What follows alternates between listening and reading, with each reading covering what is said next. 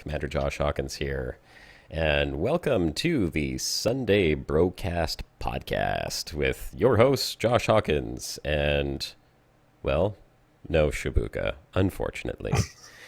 I'll fill in for Shibuka. Hey, everyone, this is Shibuka. No, that's not how he does it, is it? He goes, What's up, everybody? that's This it. Well, sorry, Turgeon. I'll let Turgeon try that one more time. What's up, everybody? This is Shibuka, and oh, you've rumbled me. Yes, that's right. He's not here, I'm afraid. There we go. All right, so unfortunately, Shibuka cannot make it due to technical reasons. His motherboard burnt out, and he had a little bit of a problem with his video card. Well, actually, in the end, it didn't turn out to be his video card at all. It just turned out to be his motherboard. So that was very unfortunate for him, and very unfortunate for all the viewers, because I was really hoping to have him in here today. We have a special show, kind of special show, I suppose you could say. The show will be, hey, Spinach, Scrub, Paul, Charlie. Hey guys, welcome to the Sunday show, the Sunday Brocast. Okay, so quickly recapping here, what's going on? As you can see, we got a nice little image, courtesy of Turgeon. Thank you, Turgeon, by the way. Those caricatures, amazing. I think... And Shibuka's quality layout there as well. yeah, Shibuka. Well, Shibuka and my collaborative effort, but mostly Shibuka. I had some creative input. But the caricatures by Turgeon, I mean, everyone, if you guys could clap for this guy, I mean, I'm sure you'd be clapping for him right now. This guy's artwork is fantastic. As you can see, we actually have an official sort of logo for the broadcast now. Thank you, Turgeon. Very much appreciated.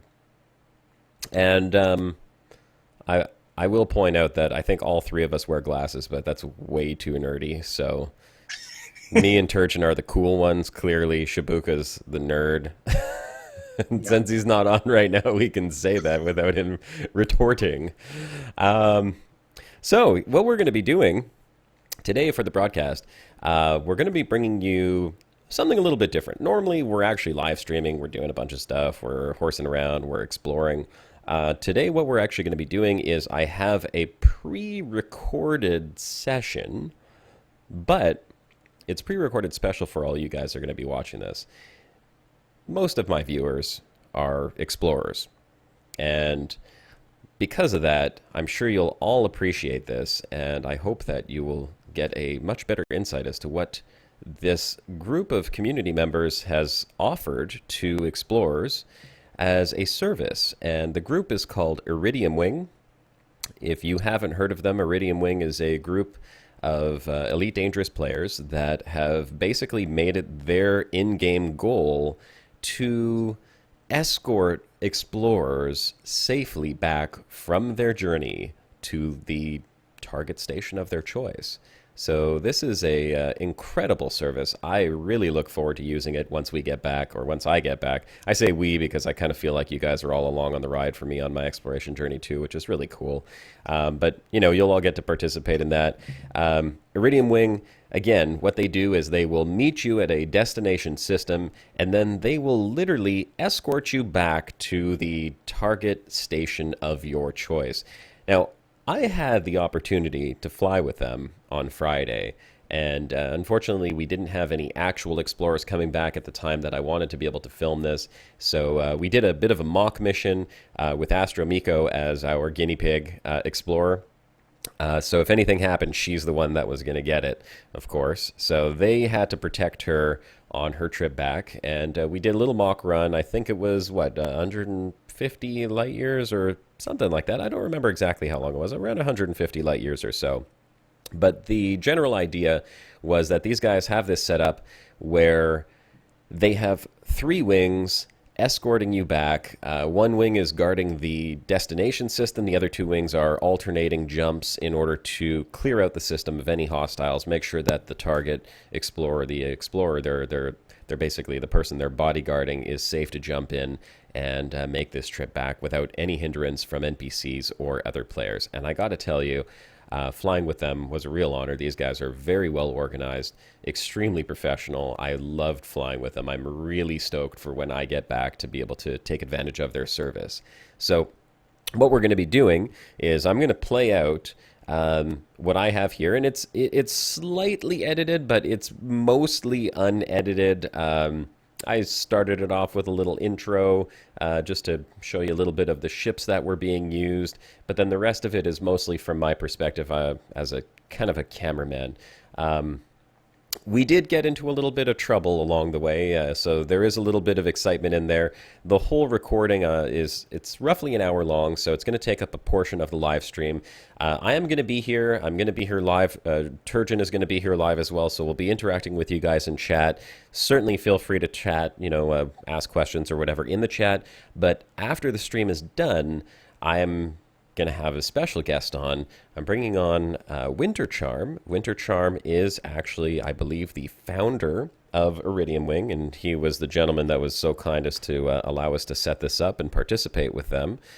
So that was really awesome. And Winter Charm's going to come on, and he's going to answer some questions. We're going to talk about Iridium Wing as a service, what they can offer, anything that we didn't see in there. We may discuss what happened in the video, so you guys can all have an idea of how these guys operate. So when you come back from your exploration mission, call these guys up and they will make sure that you get home safe.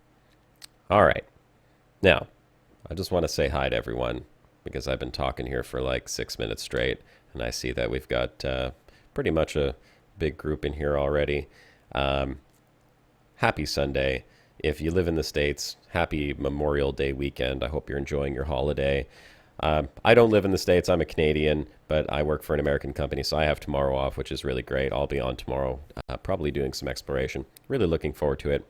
After the video and after we interview Winter Charm, probably going to start up Elite as well and do a little bit of exploration for the remainder of the live stream, because we'll probably have a good hour at least after that's done. So there will be some exploration. We'll probably see some cool stuff in the 2.1, which I'm sure you guys are all enjoying very much. I know I am. I've got to play around with it in the beta. Now that it's live, the only thing I've been able to do is check out the new planetary surfaces and exploration, but it looks amazing. The planet surfaces look amazing. And even the non-landable planets, I just love the way they look. I've got some great footage. So for my series, you're going to start seeing some improved graphics in there as well.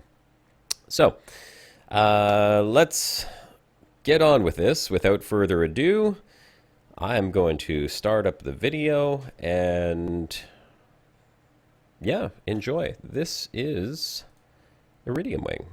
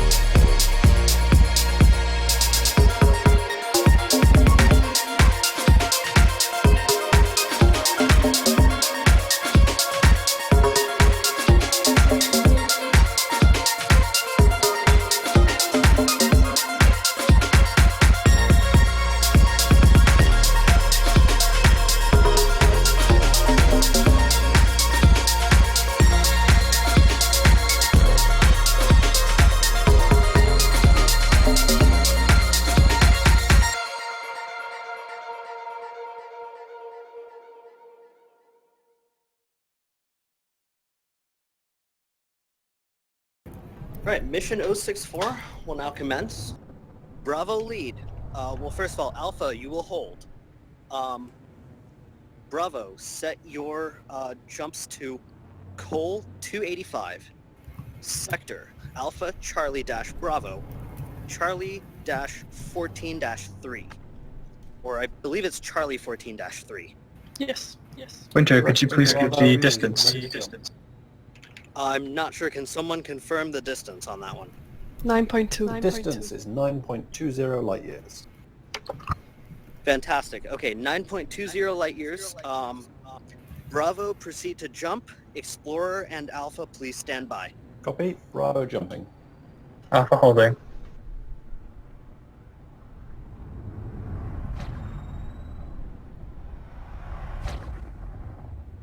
Wow. Yes, it always does look that awesome.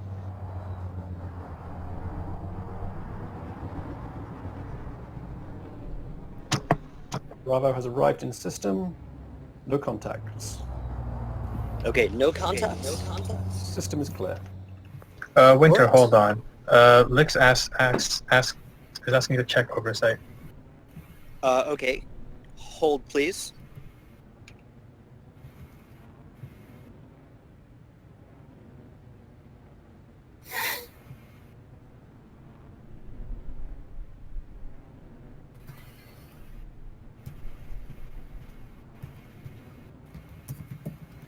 All right, sounds good. Okay, Bravo, is destination clear?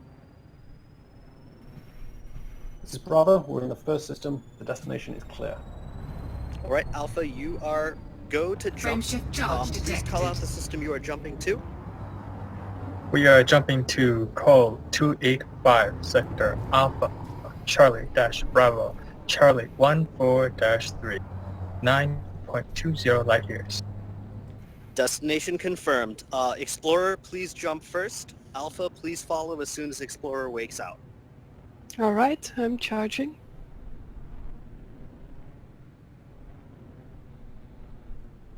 Oh.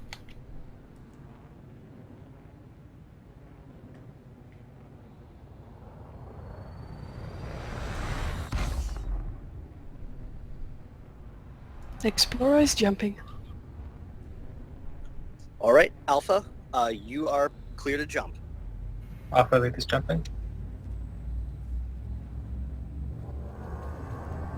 Bravo lead. We have contact with Explorer. Copy that. Alpha lead has contact with Explorer.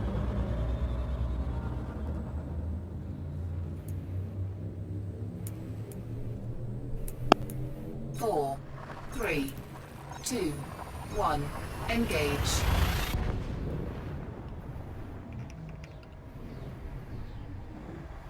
Lix is in system.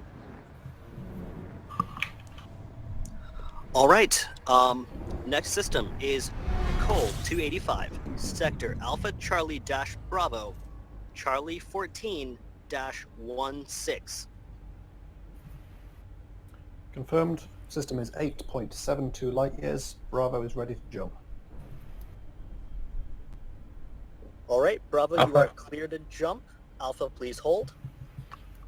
Alpha charging and hold. Bravo jumping.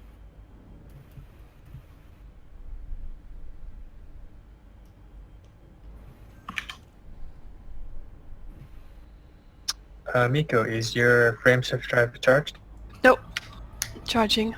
Okay, thank you. Just don't jump Please yet, charge just and Fuel hold. scooping. Yep.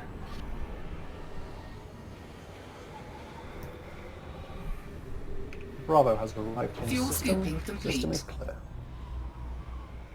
Copy that, Bravo. Explorer, you are clear to jump. Jumping. Fuel scoop disengaged. Alpha, please follow on her wake.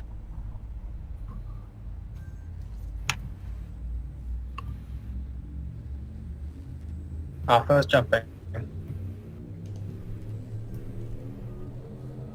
4, 3, 2. Copy that, Alpha. One. Bravo, do you have eyes on Engage. Explorer?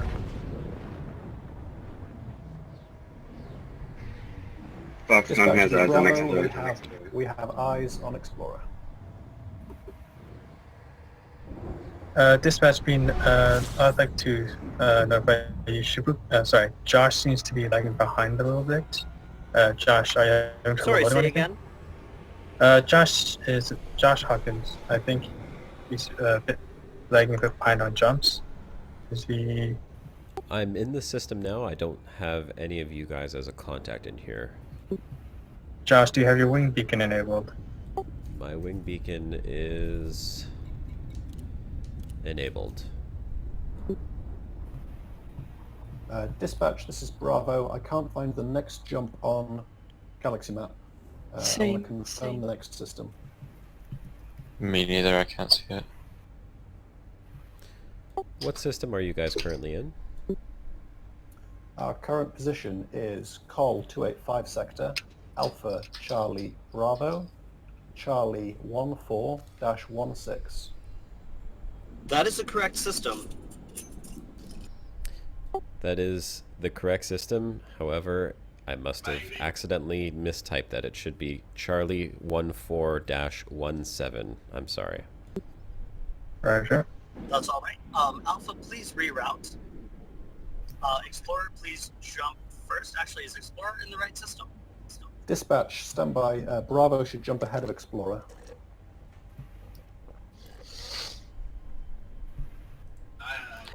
Which system do I jump to now? Hold there, Explorer. We'll sort it out. Bravo, Sorry. please redivert to Okay, hold on, Col hold on, 285 everyone. sector. Give me just a second. The correct system is Col 285, Sector Alpha Charlie dash Bravo, Charlie 14-17. Copy that. Bravo is standing by to jump. Right, Bravo, you are clear to jump. Bravo, charging to jump. Explorer, please charge and hold. Alpha, please hold. Alpha Wing, be advised, the system is 5.60 light years distance. Alpha copies. Bravo, Alpha jumping. copies.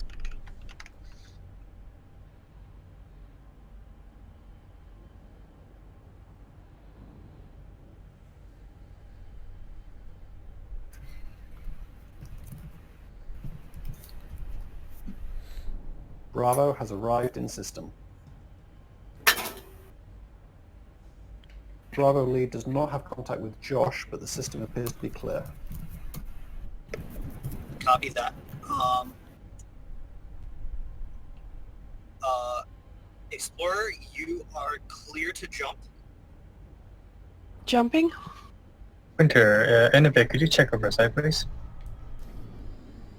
Follow. Okay, just a second. Alpha's please follow. jumping.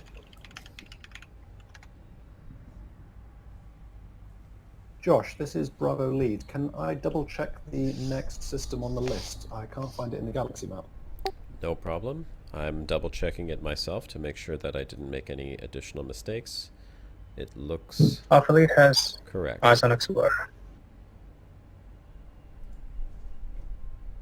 All Alphas in the system except Josh, who is not in an instance with Alpha. I do see your wakes, so we're in the right system. Yeah. All right. But Alpha doesn't see you. That's kind of interesting. Okay. We're gonna try to work around the instancing by switching up jump orders a little bit. I want. Who's second in Alpha? Esther, I know you're in command of Alpha. Who else is there? Second in command is Lix, the Explorer, and then there's Josh. Okay. Lix, I'm gonna ask you to jump ahead with Bravo for the next system. Is that all right?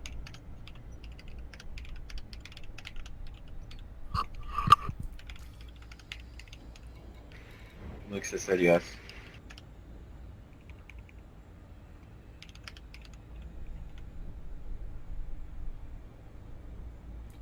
All right.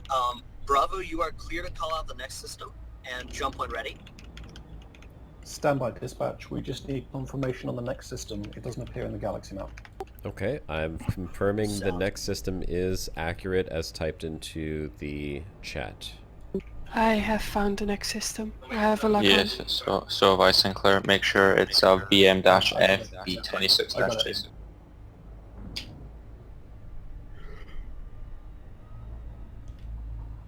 11.2 light years away. All right. Copy. Bravo, go ahead and jump.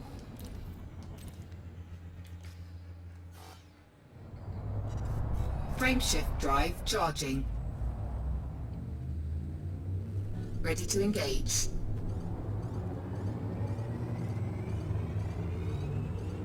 Four, three, two, one. Engage. All right. Can everyone confirm what system they're in? This is Bravo. We are just about to arrive in Col 285 sector, Victor Mike Foxtrot, Bravo 26-2. This is Alpha. We're currently in Col 285, Sector Alpha, Charlie Bravo, Charlie 14-17. Copy. Okay. Dispatch, this is Bravo lead. The system is clear. Copy that, Bravo.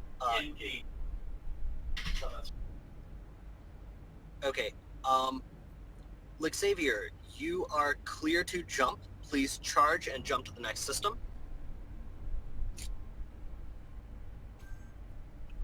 Explorer, charge and hold, please. Alpha, charge and hold.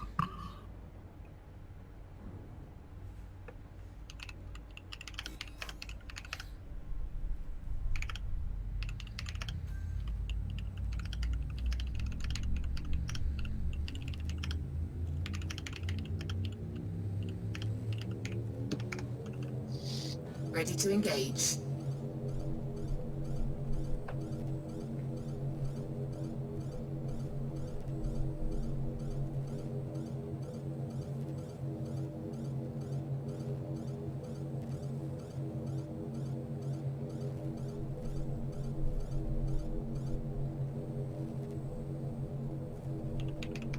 Dispatch, this is Bravo lead. We have contact with Xavier. Copy that. Explorer, you are clear to jump. Jumping? Alpha, please follow on her wake. Noted. Four, Alpha jumping. 3, 2, 1. Engage.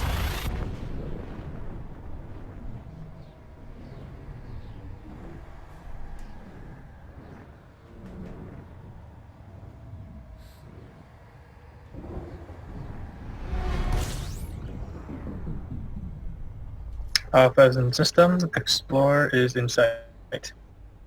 Bravo has contact with Alpha and Explorer. All right. At this point, it seems like we're making good progress. I'm going to hand it off to Bravo lead and Alpha lead. You guys are good to go. You'll hear from me again once we near the destination. Copy. This is Bravo lead. The next system is Col 285 sector, Fuel scooping. Whiskey Victor Charlie, Charlie 13-6. Bravo is standing by to jump. Alpha Sapperly, Bravo, could you please give the distance? Copy Alpha. The distance is 10.6 light years. Fuel scooping complete. Alpha copies. All right. Bravo, you are clear to jump. Fuel scoop Bravo disengaged. jumping.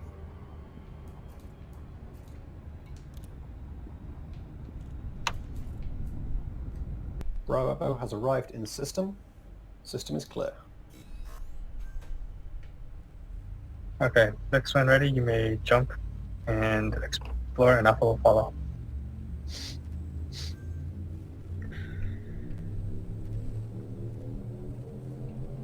Ready to engage. Jumping? Okay, Alpha follow Astra. Oh.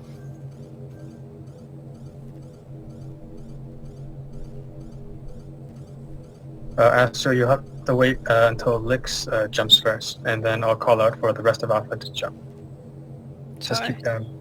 It's alright. Just keep that in mind next turn. 3, Bravo has 2, contact with Explorer. 1. Engage. Copy that. Esther has contact with Explorer. We are waiting on Josh. Copy that. Oh, Alpha is in system. Bravo, you may call up the next system. Copy. Next system is 11.1 light years. Call 285 sector. Whiskey Victor Charlie. Fuel Charlie scooping. 13-3. Ready to engage. Bravo, you are clear to jump. Alpha, Bravo, charge and Alpha. hold.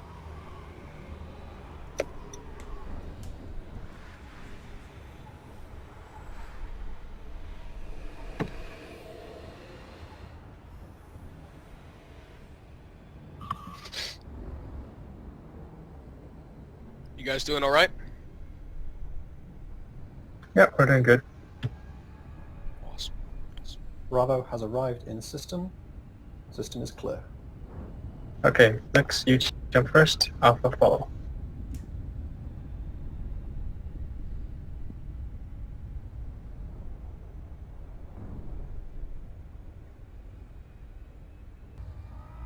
Okay, Josh has arrived. Bravo, go ahead. Fuel scooping. Copy. Next system is 10.9 light years. Call 285 sector. Sierra Papa Echo. Charlie 12-20. Bravo, jump. Alpha, charge and hold. Can someone please confirm the jump range on that system? Copy. That range is Fuel 10.9 scoop light years. disengaged. All right, everyone please confirm. Esther confirms.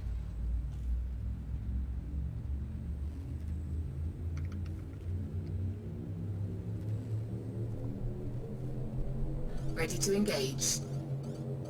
Alpha, be advised, we have a wanted NPC 500 light seconds from the star heading away. Do not perceive him as a threat.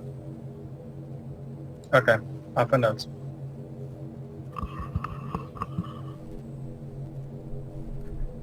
Alpha lead stand by. We have more NPCs spawning. Bravo, move to scan. Alpha will hold.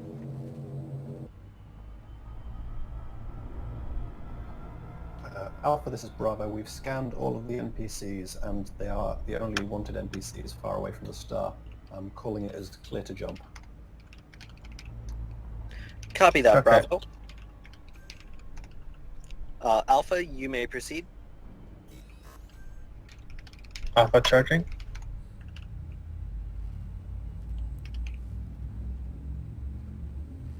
Okay, Bravo, feel free to tell Alpha to low wake if necessary. Ready to engage. Miko, you may jump when ready. Sorry. Charge alright. for jumping. Alpha jumping. 4, 3, 2, 1. Engage.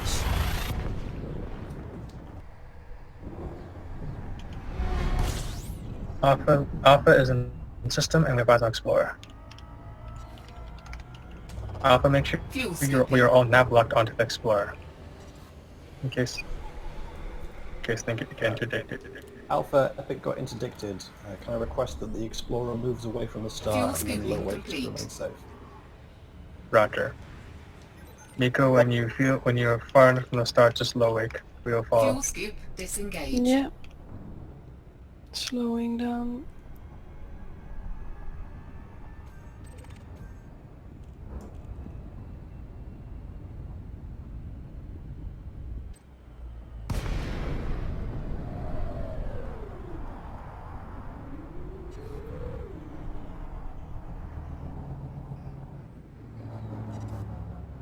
This is Alpha lead. Looks like you've been interdicted.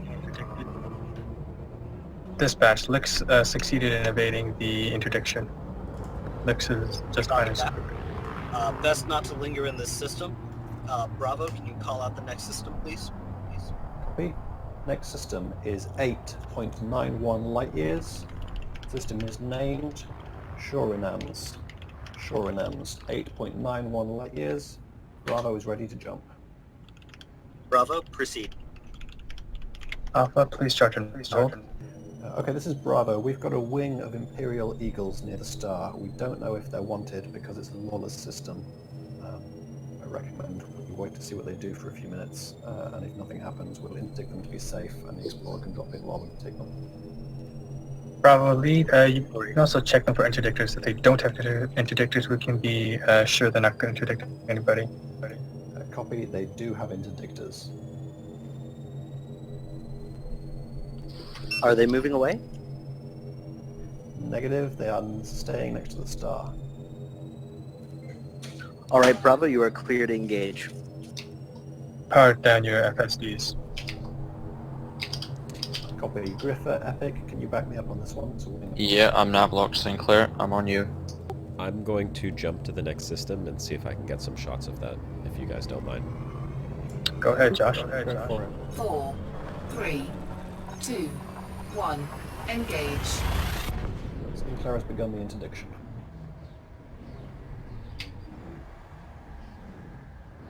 Okay, I'm moving towards your low wake. Alright, I'm dropping in now. Weapons deployed.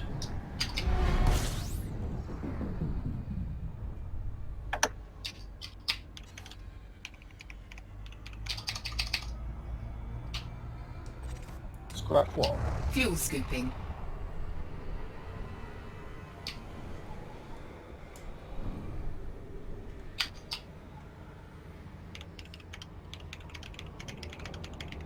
Fuel Alpha, scooping real quick, complete. can you confirm that you are low-waked in the system? Yes. This app lead, I confirm we are in normal space. Currently, me and Lix are standing by with Astra. Copy that. Great job. Sorry to burst your bubble there, Josh, but we blew them up already. No problem. I was just coming up on the wake, so... Let's move in on him.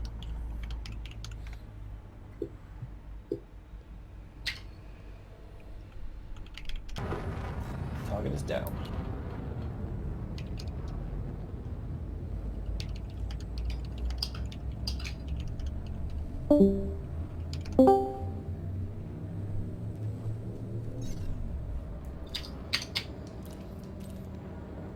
Frameshift drive charging. This is Charlie. How many jumps until target is in destination system? 3, 2, 1. Engage. Charlie, we are 8 jumps away. Roger that. Bravo lead is returning to Super Cruise. Griffer and Foxconn, what's your status? We're fine. We eliminated the wing. We're both back in Super Cruise. Copy. Alpha, recommend you jump in as normal and the Explorer low wakes away from the star as soon as possible. Alpha lead copies. Right. Charlie, what is the destination system looking like? It's fine. Just the occasional wanted Diamondback, but it's fine out here. Not much has happened. Josh That's Hawkins good. is being interdicted. Bravo, could you give Josh a hand? I'm not instanced with Joth, but I'll follow my wingmates. I can't see him either. Compromised. No, I don't have him. I know Josh, if you Cobra can't- should be able to get away. Under attack. I have Foxconn has his wake. His wings, his shields are almost gone. Okay, Josh, just boost and high somewhere. Anywhere. I'll be fine. Shields offline. Taking damage. I'll be fine. Does. Famous last words. Yeah. Please keep comms clear for mission. Thank you.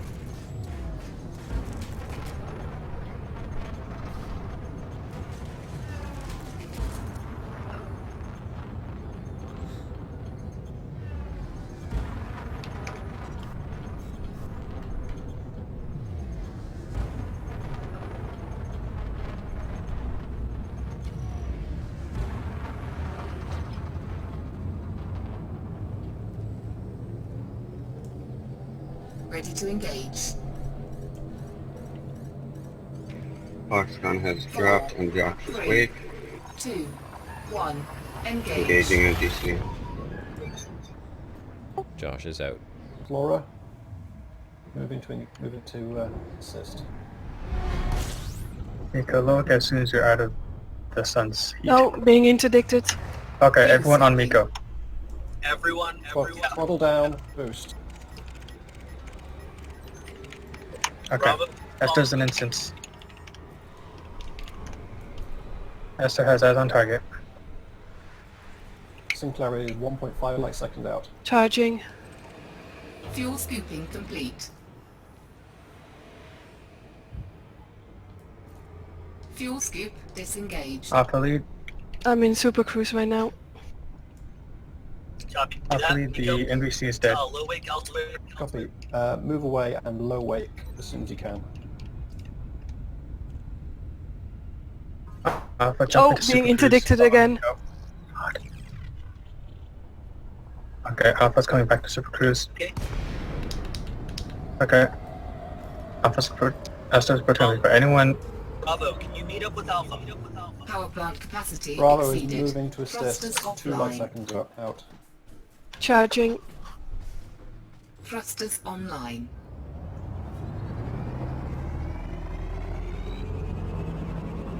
Frameshift charge detected.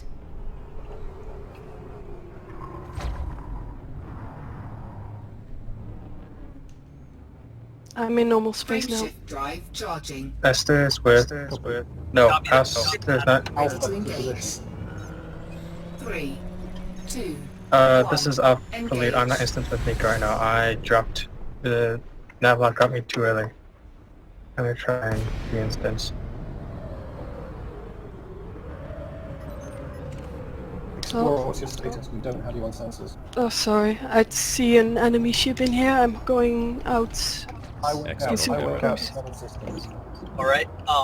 Bravo, what's your status? Bravo is in Super Cruise. We've lost the Explorer. Explorer, high wake to another system as soon as possible. Which system should I go to?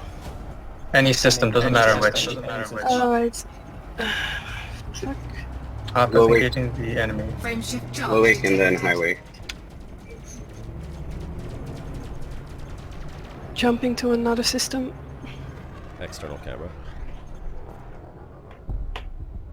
When you arrive, move away from the star and low wake, and then tell us where you are. Okay. Cockpit view. Okay, Bravo Astro, what's the reports. status on your Explorer ship? has left system. Winter, say again. You got talked over. Astro, what's the status on your ship? I'm at 100%. I have no damage and my shields are intact. Copy that. That's great news.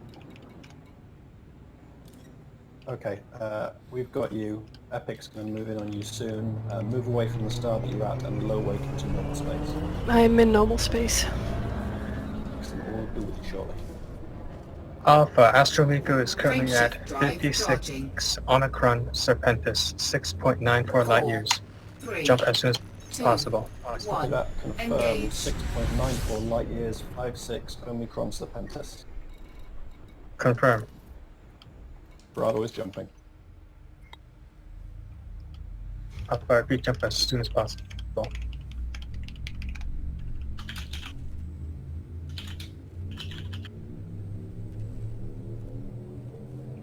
4, 3, 2, 1. Engage.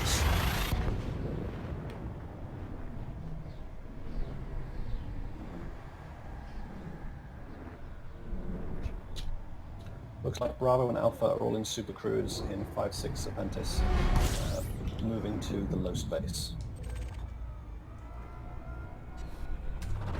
Esther has eyes on Explorer. Represent Explorer Fuel safe. scoop disengaged. Fantastic. Yeah, 2.1 is making us do some work. Yes, it is. Perhaps we can get a quick shot in front of this star with the wings that have all dropped into normal space here. Sure, if you want. Okay. Yeah, I got a couple of combat shots there. I got you guys blowing up that NPC. That was awesome. This is a good star to take some shots in.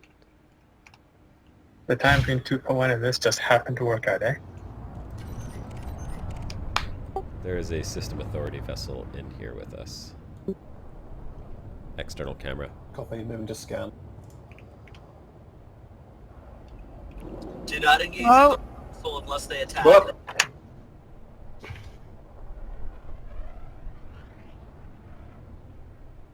I heard lasers. Yeah, there's a system Yeah, the authority. System Authority vessel opened fire on us Cockpit without view. provocation. We're engaging. This is never. I'm jumping away. Starts engaging. Alpha, stay with the Explorer. Okay, noted. Alpha, you go to Super Cruise immediately. Josh is going to hang back just to get video of this again. No problem. Should I jump out again? Yes, drop out again, please. Just head to Super Cruise, please. Yeah, I'm- Okay. yeah, Clear. Alpha. The other Alpha should go with her. Cockpit view. Esther is currently with Astor, but currently has Miko in sight. Bravo, what's your status? Are you with the Explorer in the Engaging same the system? system. Negative. Bravo is still engaging that NPC. Frameshift drive We charging. are, however, in the same system, just not in the same space. Copy that. Can you move near the Explorer, please? The NPC is down, returning to Super Cruise. I'm getting mixed orders now. Am I low waking or am I staying in Super Cruise? Please low wake. Frameshift drive Next, we need charging. to make polish. Yeah, we don't need to go into a different system again. Please just low wake. 1. Engage. Okay. Thank you.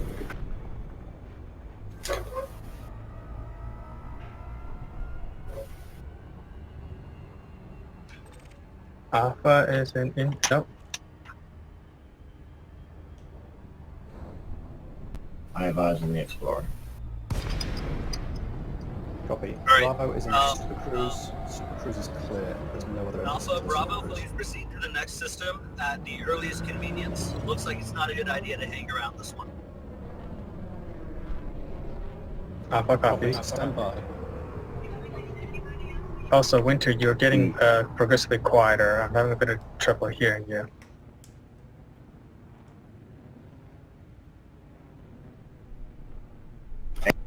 Please move away right now. No. Oh, there is laser fire. I am unfortunately too far away. Look shield. Cockpit view.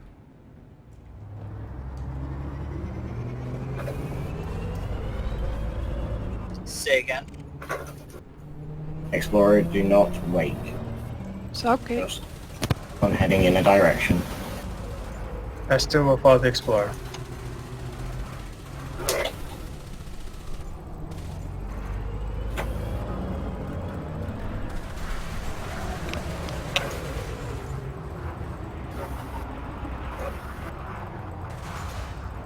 Bravo, can you jump to next system? Under attack. Shields offline. Taking damage. Miko, this is Esther. Are you jumping? I was told to stay here. Destroyed. Okay. Yep, just stay there, keep on heading in a direction, we will catch up. Josh, you might Follow want to me be to the careful. next system. We'll call it when we arrive. Alpha, just go into Super Cruise and nav block and you'll get there quicker.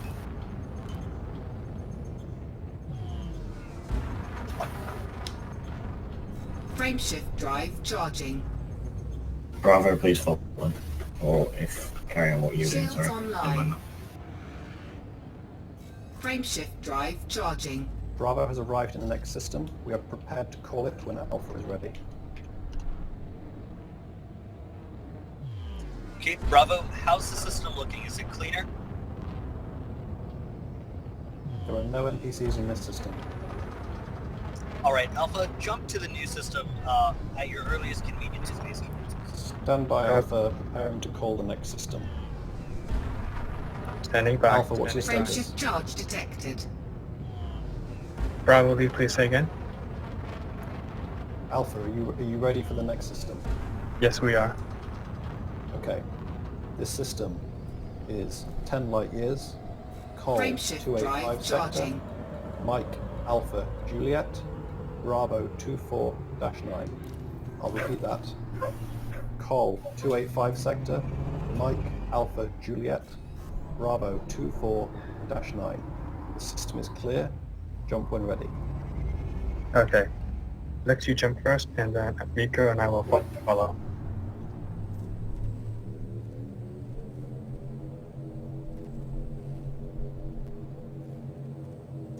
Astro, please charge and hold.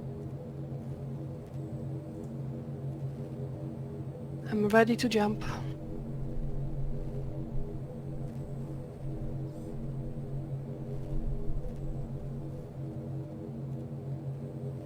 Eyes on Bravo. Okay. Alpha, jump. Miko, you go first.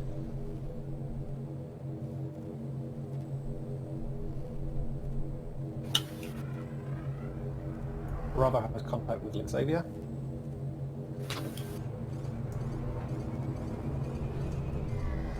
Four, three, two, one. Engage.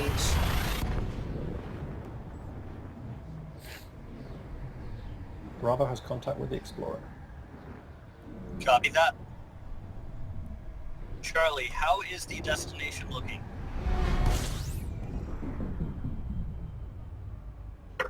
Alpha's in system. Fuel scooping.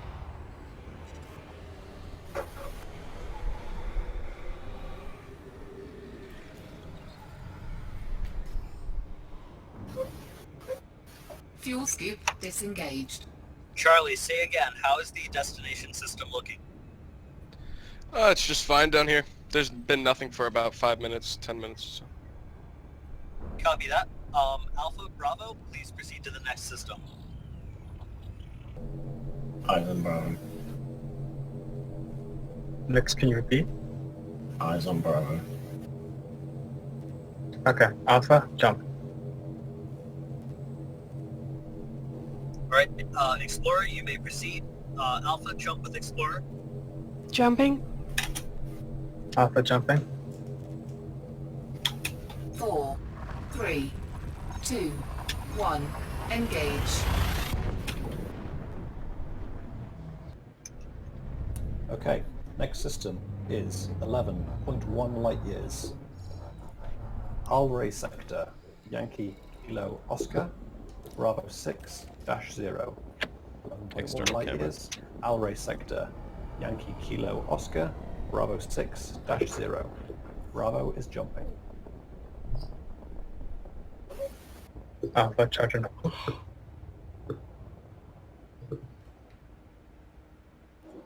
Charlie, be advised, the convoy is 6 jumps out.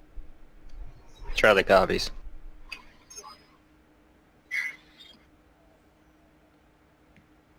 Bravo has arrived in system. Stand by.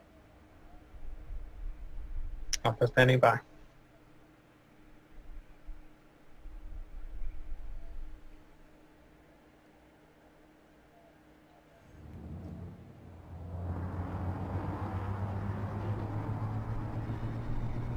Okay, I'm not seeing any NPCs. Alpha, I'm calling it as clear. Proceed when ready. Alpha Ray copies. Lex, please jump ahead. Rest of Alpha, charge and hold. Alpha is holding. External camera. Ready to...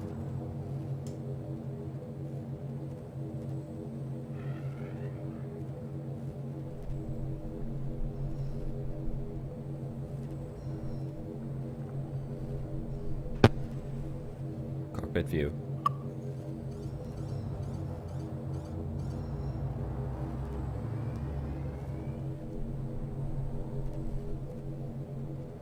I have eyes on the little Bravo. Okay, Miko, you may jump already. Jumping.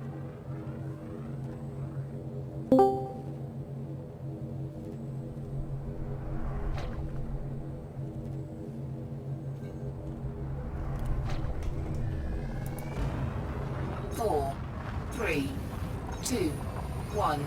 Engage. Bravo, what's your status? Bravo is receiving Alpha. Standing by. Alpha Lead has eyes on the Explorer. Bravo has eyes on Explorer. The next system is 10.7 light years. Alray sector, Kilo Charlie Victor, Fuel Charlie scooping. 2-12, 10.7 light years. Bravo is jump. Alpha charge and hold, please.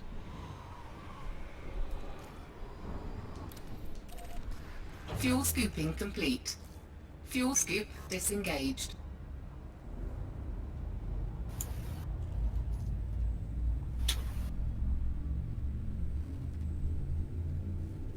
Bravo has arrived in system. Stand by.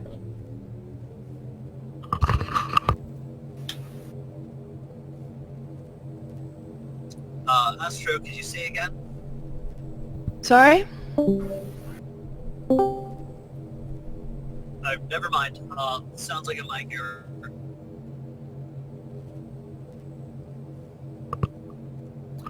Okay, system is clear. Okay, this is Alpha lead. Lix, please jump.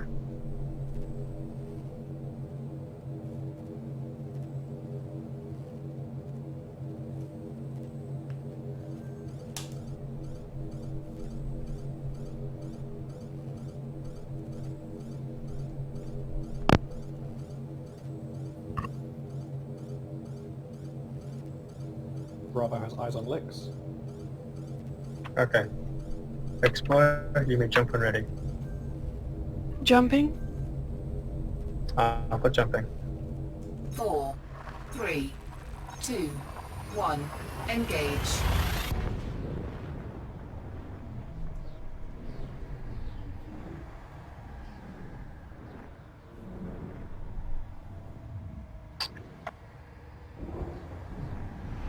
Alpha lead has eyes on Explorer, and Alpha wing is in system. Copy that. Proceed to the Copy. next system.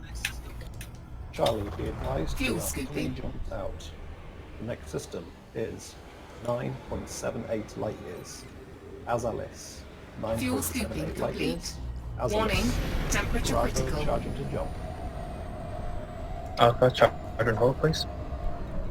Josh, low wake to accident. Charlie Wing, this is dispatch. Be advised, a convoy is 3 jumps out. Charlie Understood. copies 3 jumps out.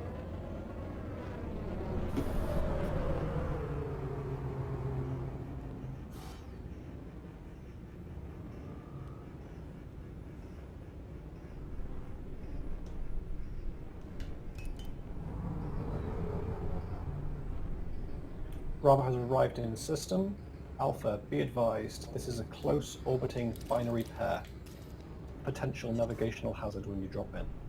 Frameshift drive charging. Alpha copies. Lix, you jump first. 4, Stand by, we're 3, scanning NPCs. 2, Oh, 1. Lix, hold on. Engage.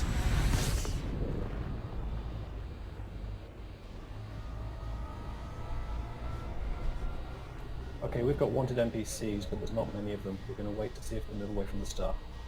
Warning, taking heat damage.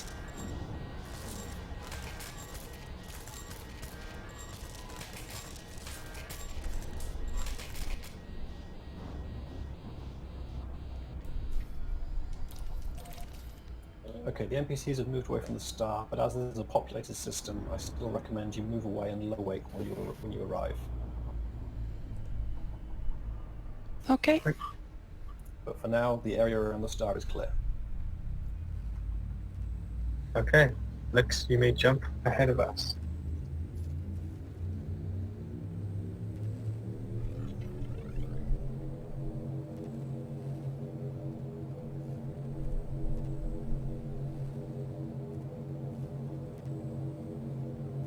Wing of wanted eagles traveling towards the star.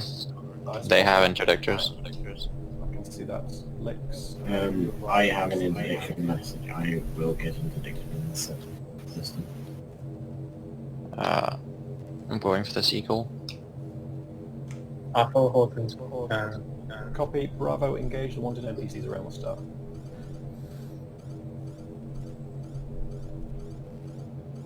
Griffer, I'm navlocked to you. Sounds good.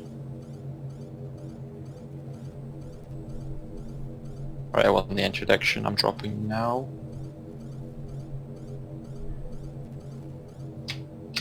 Foxconn Epic, please check the rest of the area around the star for other wanted NPCs.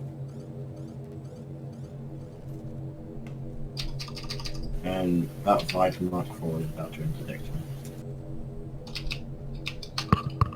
He says, and then gets into interdiction. Nice work.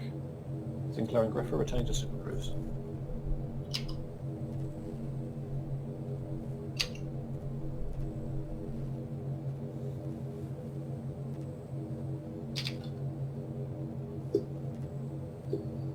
Bravo, what is the status of the Azulis?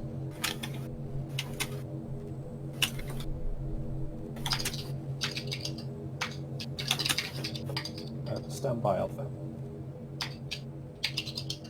Standing by. Okay, the area around the star is clear. Recommend Explorer jumps in and low wakes away from the star. Okay. Copy that. Griffa, could you mute your keyboard, please? Okay. Okay, Explorer, you may jump on ready. Alpha 2, follow him. Jumping. Alpha, jump. Explorer, 3, please remember to 2, low wing as 1. you jump in. Engage. Okay. Bravo, please be advised there are also wanted book changing away from the star.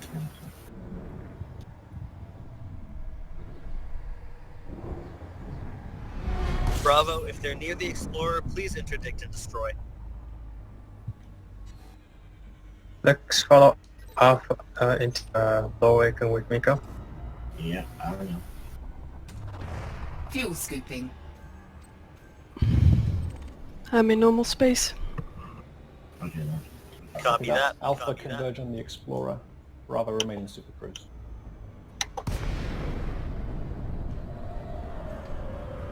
This is Alpha lead. I drop. Naval dropped me 40 kilometers. I am jumping to Super Cruise and then dropping back in on the Explorer.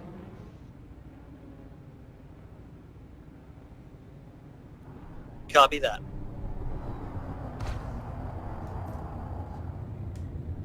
Whoa.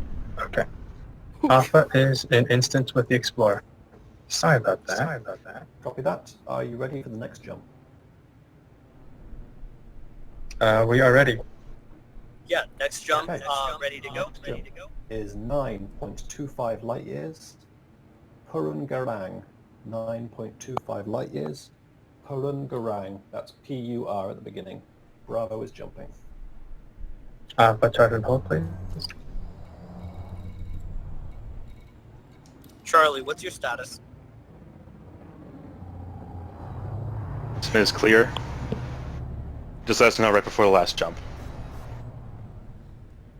Copy that. Will do. Be advised, convoy is now 2 jumps out.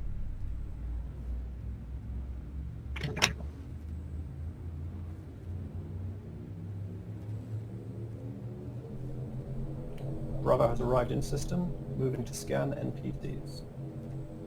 Station at Charlie is also clear. Copy that, Charlie. Alpha, please hold. Alpha's holding.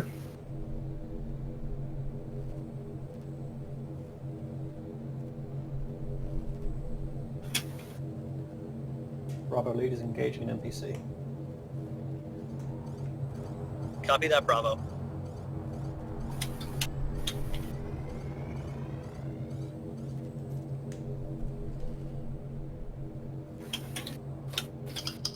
Never looked.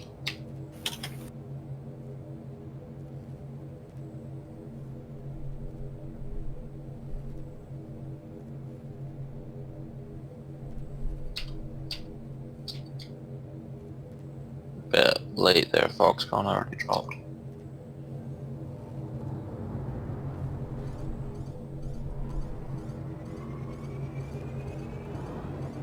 Say again.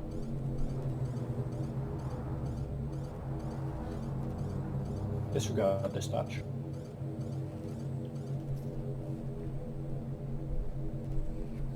Scratch 1, Bravo Wing is returning to Super Cruise. Copy that, Bravo. Alpha, start charging and hold, please. Alpha copies.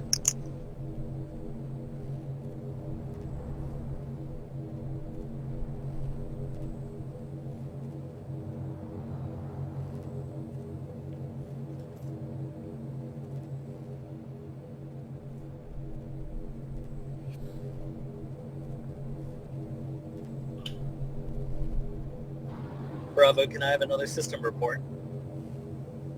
Standby dispatch, we've got a fresh batch of NPCs to scan. Copy that, Bravo.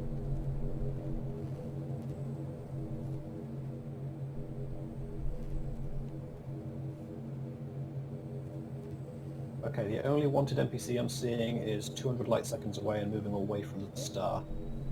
I recommend you send Lix in, and we'll see how it progresses from there. Okay. This Alpha Lead, Lix, you may jump ahead. There's a wing of 3 sidewinders here. Interdictors wanted. I'm gonna go for one of them. And they're sitting by the star. Likely to do. Lix, yes, you're clear to jump.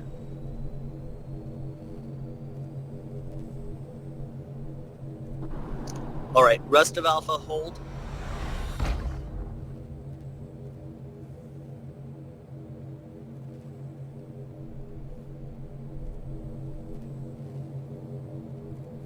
Epic, please remain in Super Cruise to make sure we don't lose this instance with NPCs.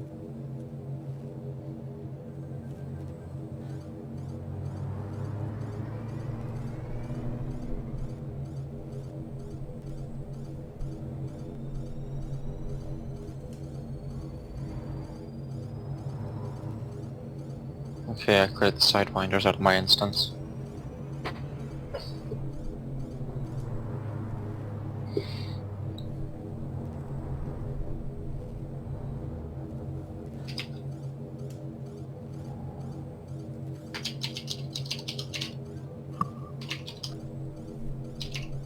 Bravo lead returning to Super Cruise. Foxconn, are you still in Super Cruise? I know you don't have a mic, but please just... I am. Oh, sorry, I thought you didn't have a mic. How's Super Cruise looking? Is Lix arrived? Lix is in system. Colette has also dropped into system. I told him to leave though.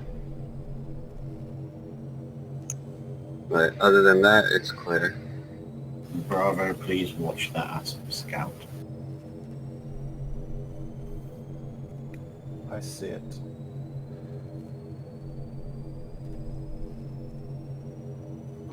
Epic, Alpha, can you please engage low wake, that please wanted entry. scout?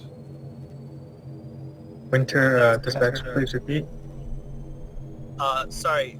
Alpha, please low wake upon entry to the system. And sorry for interrupting, Bravo. Epic, please engage that wanted ASP scout. The He's rest sending of around. Bravo will remain near the star. Recommend you send the Explorer in and low wake. Alpha copies. Nico, did you receive? Yes. Okay. Explorer, you may jump when ready then. Bravo, please be advised the sidewinder down here is wanted and has... Jumping. Alpha, jump. Lix, I do not have eyes on that sidewinder. 4, You'll have to keep an eye on it. 3, 2, 1. Engage. We can probably avoid this ass scout. He's going after a Type 7. Copy that, return to the star. We should be fine once the Explorer awakes. Sounds good. Alpha is a system. We have eyes on Explorer. There's a... Copy that. One behind you. I am in normal space. Copy that, Explorer. Alpha, please converge on Explorer. Alpha is in lower space and has eyes on Explorer. Copy that. Copy, Alpha Lead. Bravo, you are clear to proceed to the next Fuel system scoop once the rest of disengaged. Alpha joins. All of Alpha is in low space. Copy that. The Charlie, be advised, we are jumping into the destination system. The next and final jump is 9.13 light years. Elu, 9.13 light years. Elu. Bravo is charging. Alpha, charge and hold. Charlie, be advised, Bravo should be jumping in. Make sure you instance with them and get ready to be combat hot.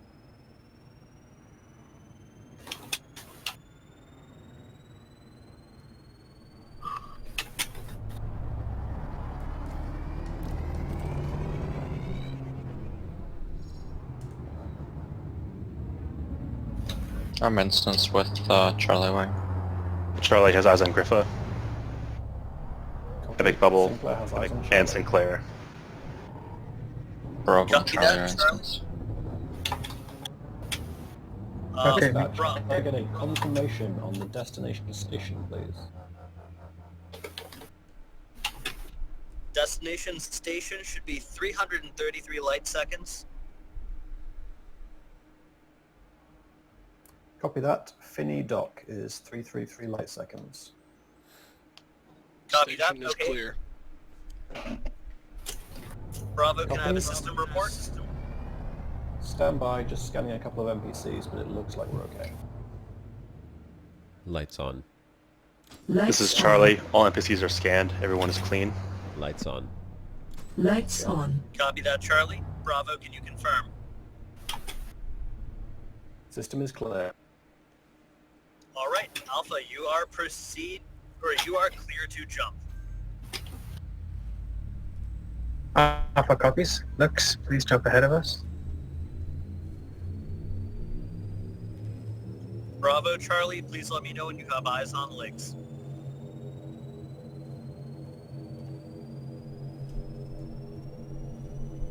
Oh,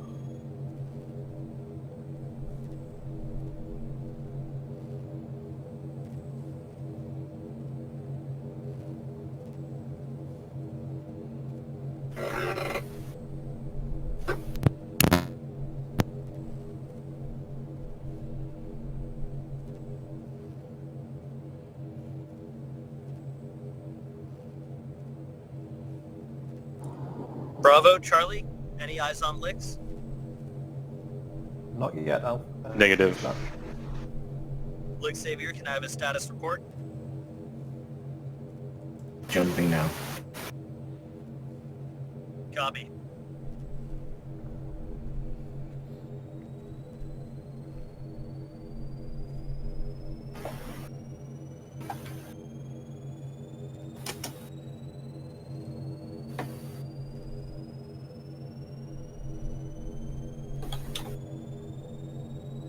Bravo has eyes on legs.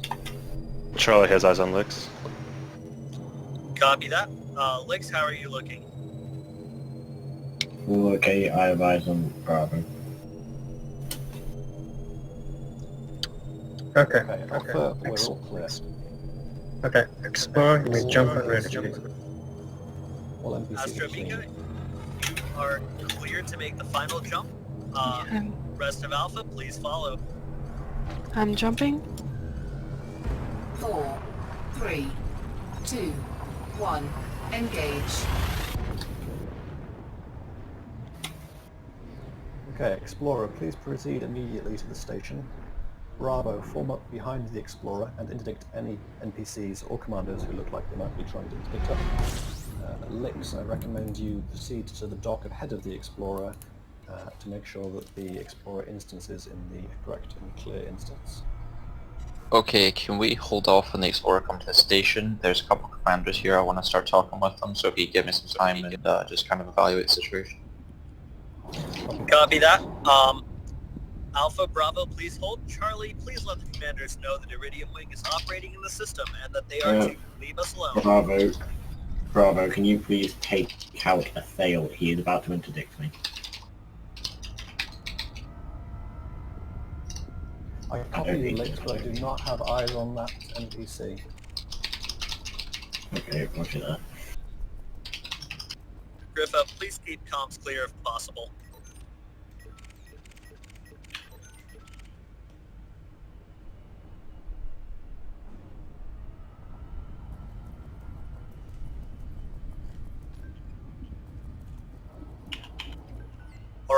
what is the status on our commanders in system?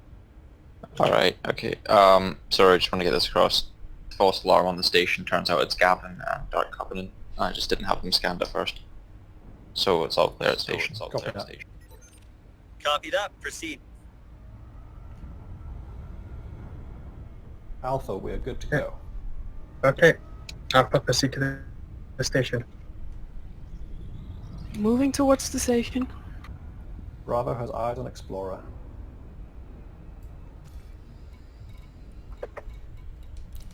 Dispatch, please be advised I cannot currently help in Super Crew. Just another side note here, there is a Vulture commander in the station. He's not responding, but according to Gavin, he's just been AFK. I'll keep an eye on you and keep an eye on him and keep you posted, but it seems like it's a threat. Copy. If he undocks, message him, and if he attempts to move out of the station, you may have to engage him, at least as a distraction.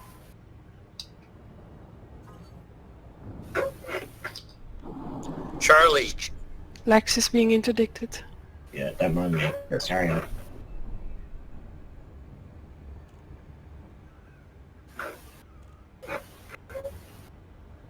This is Lex, Gavin B. what is your Cross. That status? Vulture has been AFK for about half an hour. Copy that.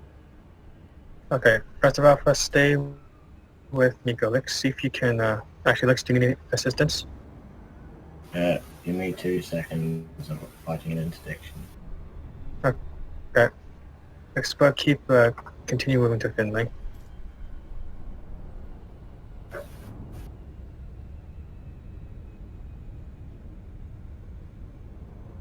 Okay, I've run the interdiction.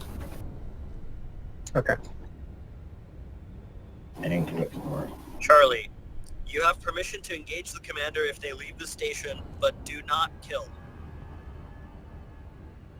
Roger that.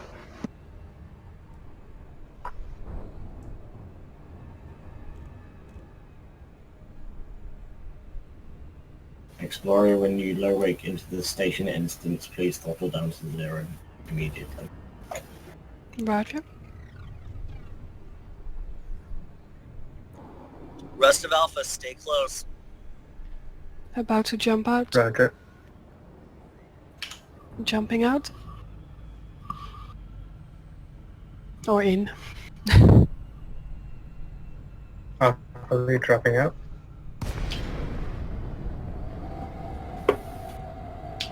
I'm dropped out at the station. Why the heck did we get dropped out? Copy that. Copy that. Line up with the slot. We will clear it before you go through. Alpha lead, I have eyes on Explorer. Delay 6 Sierra Hotel Alpha. This is flight control. Please note that access to the station is by authorization hello, only. guys. Alpha is in station.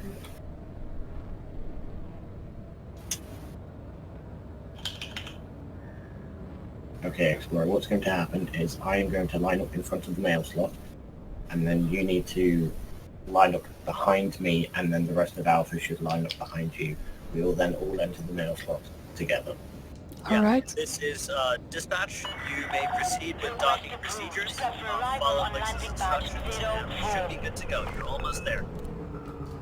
This is Sinclair. There is Welcome nothing home. inside the station which would obstruct the slot.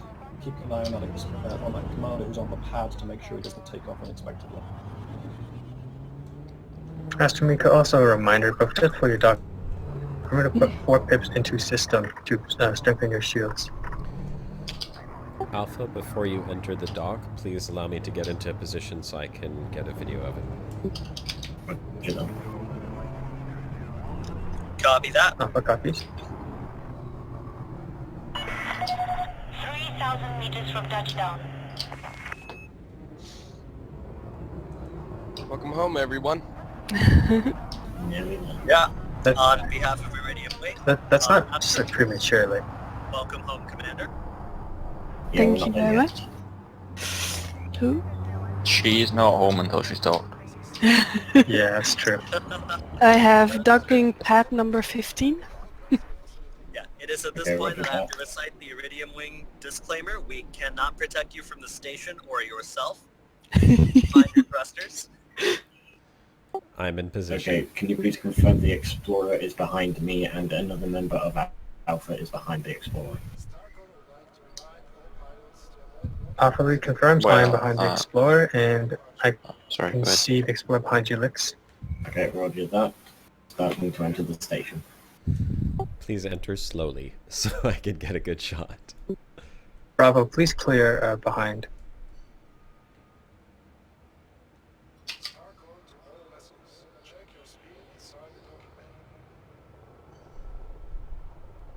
Um, 15, right.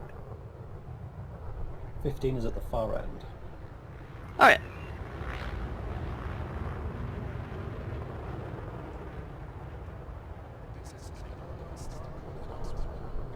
Cockpit view.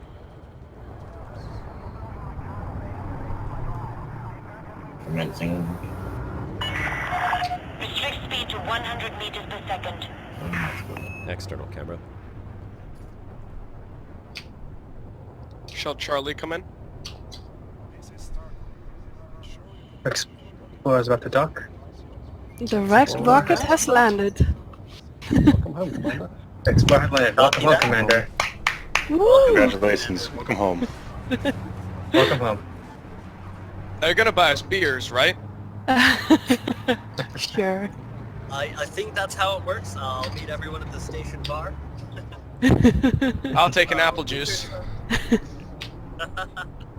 This is I do Charlie believe it is, officially declaring this mission complete and a success. Congratulations, everyone, and thank you so much, Alpha, Bravo, Charlie, for flying with us. And thank you, Astromiko, for trusting us with your life. That was very cool.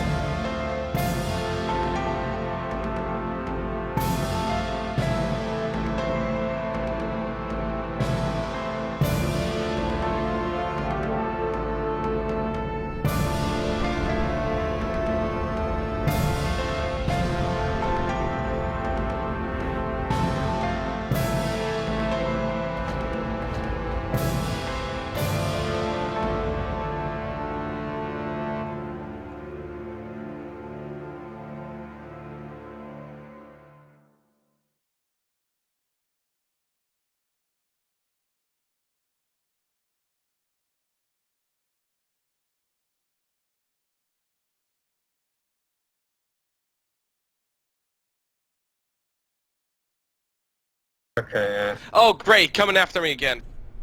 just highway, dude. Just highway. Yeah, And highway, wait get out of there. Highway and wait out your bounty. And now it's never seen again, boys. Oh, you're gotta be kidding me. All right. So, I hope you guys enjoyed that. I certainly enjoyed it. I had a great time with Iridium Wing. And, I mean, wow. Talk about amazing job, hey? These guys are extremely thorough with what they're doing. I got to tell you, after being a part of that and watching it myself, again, for the second time now, I feel fully confident that when I come home, these guys will be able to protect me and all of you guys as well. So, big applause to Iridium Wing, guys. Good job. Fantastic mission. A lot of fun to participate in. I hope you guys enjoyed watching that. I'm going to start up my client here, and then we're going to get Winter Charm in, and we're going to talk to Winter Charm a little bit about Iridium Wing and maybe get a little bit of details. We'll talk about what you guys actually watched during the Escort mission and go to some questions and answers. So if you guys have any questions that you want to ask Iridium Wing, absolutely go ahead, type them in chat once we get them on here, and we'll go ahead and do a little bit of that. So let me just get my game up and running. Should be popping up any second here. Any second now. There we go. Uh-oh. Wait a second. That looks a little wrong. Why is that so small? There we go. Hold on a sec. Let's just fix that. Okay. And let's open up, where the heck is my Discord, so we can actually get Winter in here.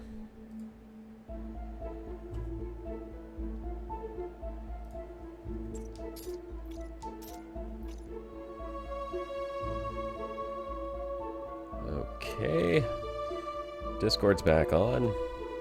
Turgeon, you're there, right? You can hear me? Yeah, I'm still here. All right. Oh, working in the shadows, as always. That is my job. All right, and let's introduce.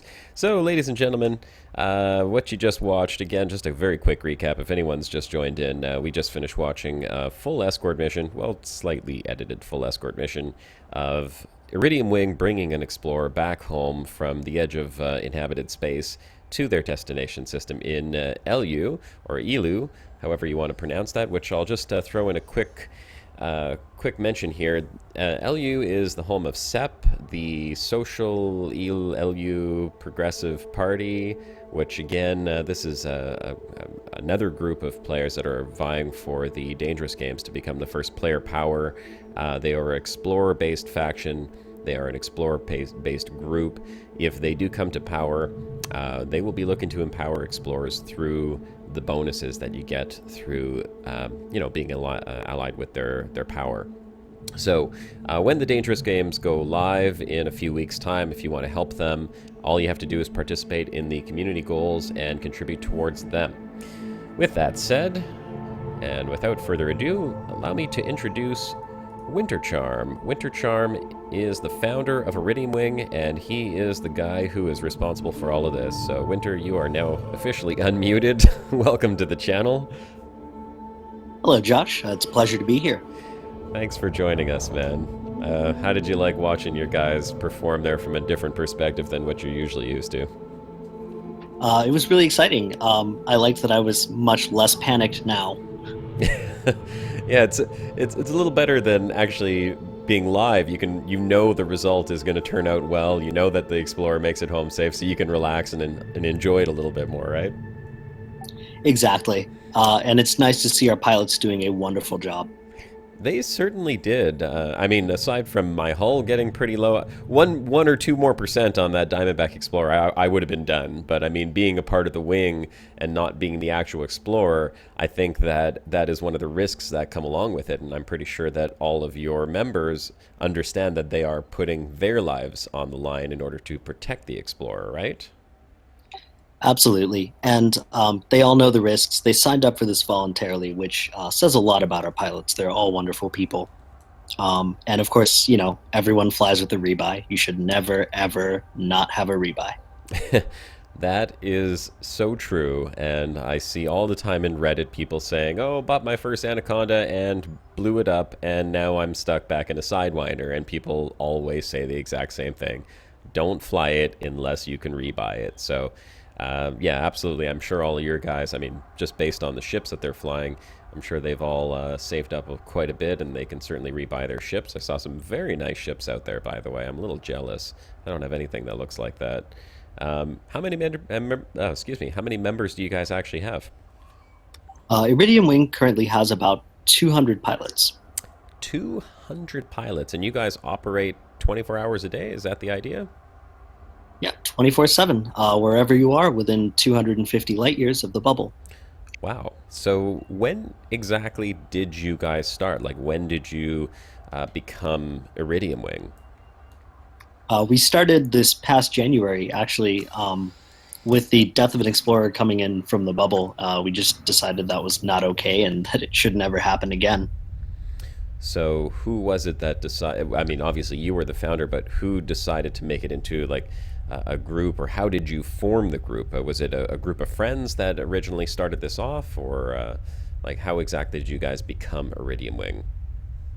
So the day after a certain commander perished, unfortunately, in the void, I made a Reddit post, and within about 24 hours, we had 10 or 12 pilots.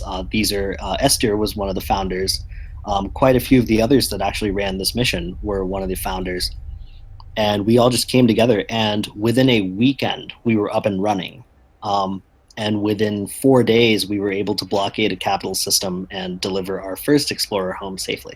Wow, that's amazing. Since then, and how long ago was this exactly? Like when did you bring your first client home?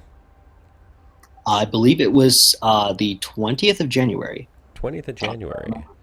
So it hasn't been that long, but since then we have done 64 missions. Astro is actually the 64th. Well, that answers my next question then. So 64 missions since the 20th of January. Well, that's, and I guess Astro's asking in chat, she said, let me just read her question, because I didn't want to ask this question. I was afraid. Ever had an explorer that didn't make it back safely during an Iridium Wing escort? Surprisingly, we have so far had a 100% success rate. There have been a few close calls. There was also one mission, mission 33, where all of Iridium Wing died, but the explorer made it. Oh my god. Okay, well, tell us about that mission. I want to hear, how did Iridium Wing die escorting, but the explorer made it safe? Well, funny story. We hung around in the system for about an hour, and we decided the Explorer was a no-show. And everyone kind of looked at their galaxy maps and decided, well, I don't really want to jump all the way back home. And everyone self-destructed. And then 3 minutes later, the Explorer logs on, and it's like, hey, guys. Oh, man. Well, that's not exactly what I was thinking. I mean, I was thinking that maybe there was a huge conflict and you guys all sacrifice yourself, but I guess that's kind of the same thing. You sacrifice yourself to the get home quick gods. Yeah, and of course we rescheduled that one and then escorted them properly.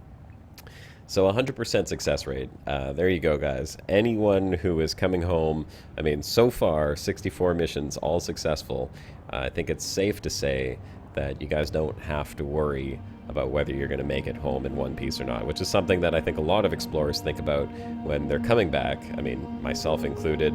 As you can see on my live stream right now, I'm at 66% hull, and although I am in a relatively capable ship, I have chaff, I've got shields, I've got decent thrusters. You know, it's always something that's at the back of your mind, like what's going to happen when I get into the bubble? Am I going to have an NPC interdict me? Am I going to get blown up? And you can see just how easily that can happen too. I mean, when we were watching that video, mind you, I was in a Sidewinder, I wasn't exactly in an ASP, so you know, there's a little bit of a difference there, but the shields just got torn down so quickly and my hull got torn down so quickly, and I got interdicted a couple of times and I wasn't even doing anything. So it's a risk. It's a big risk.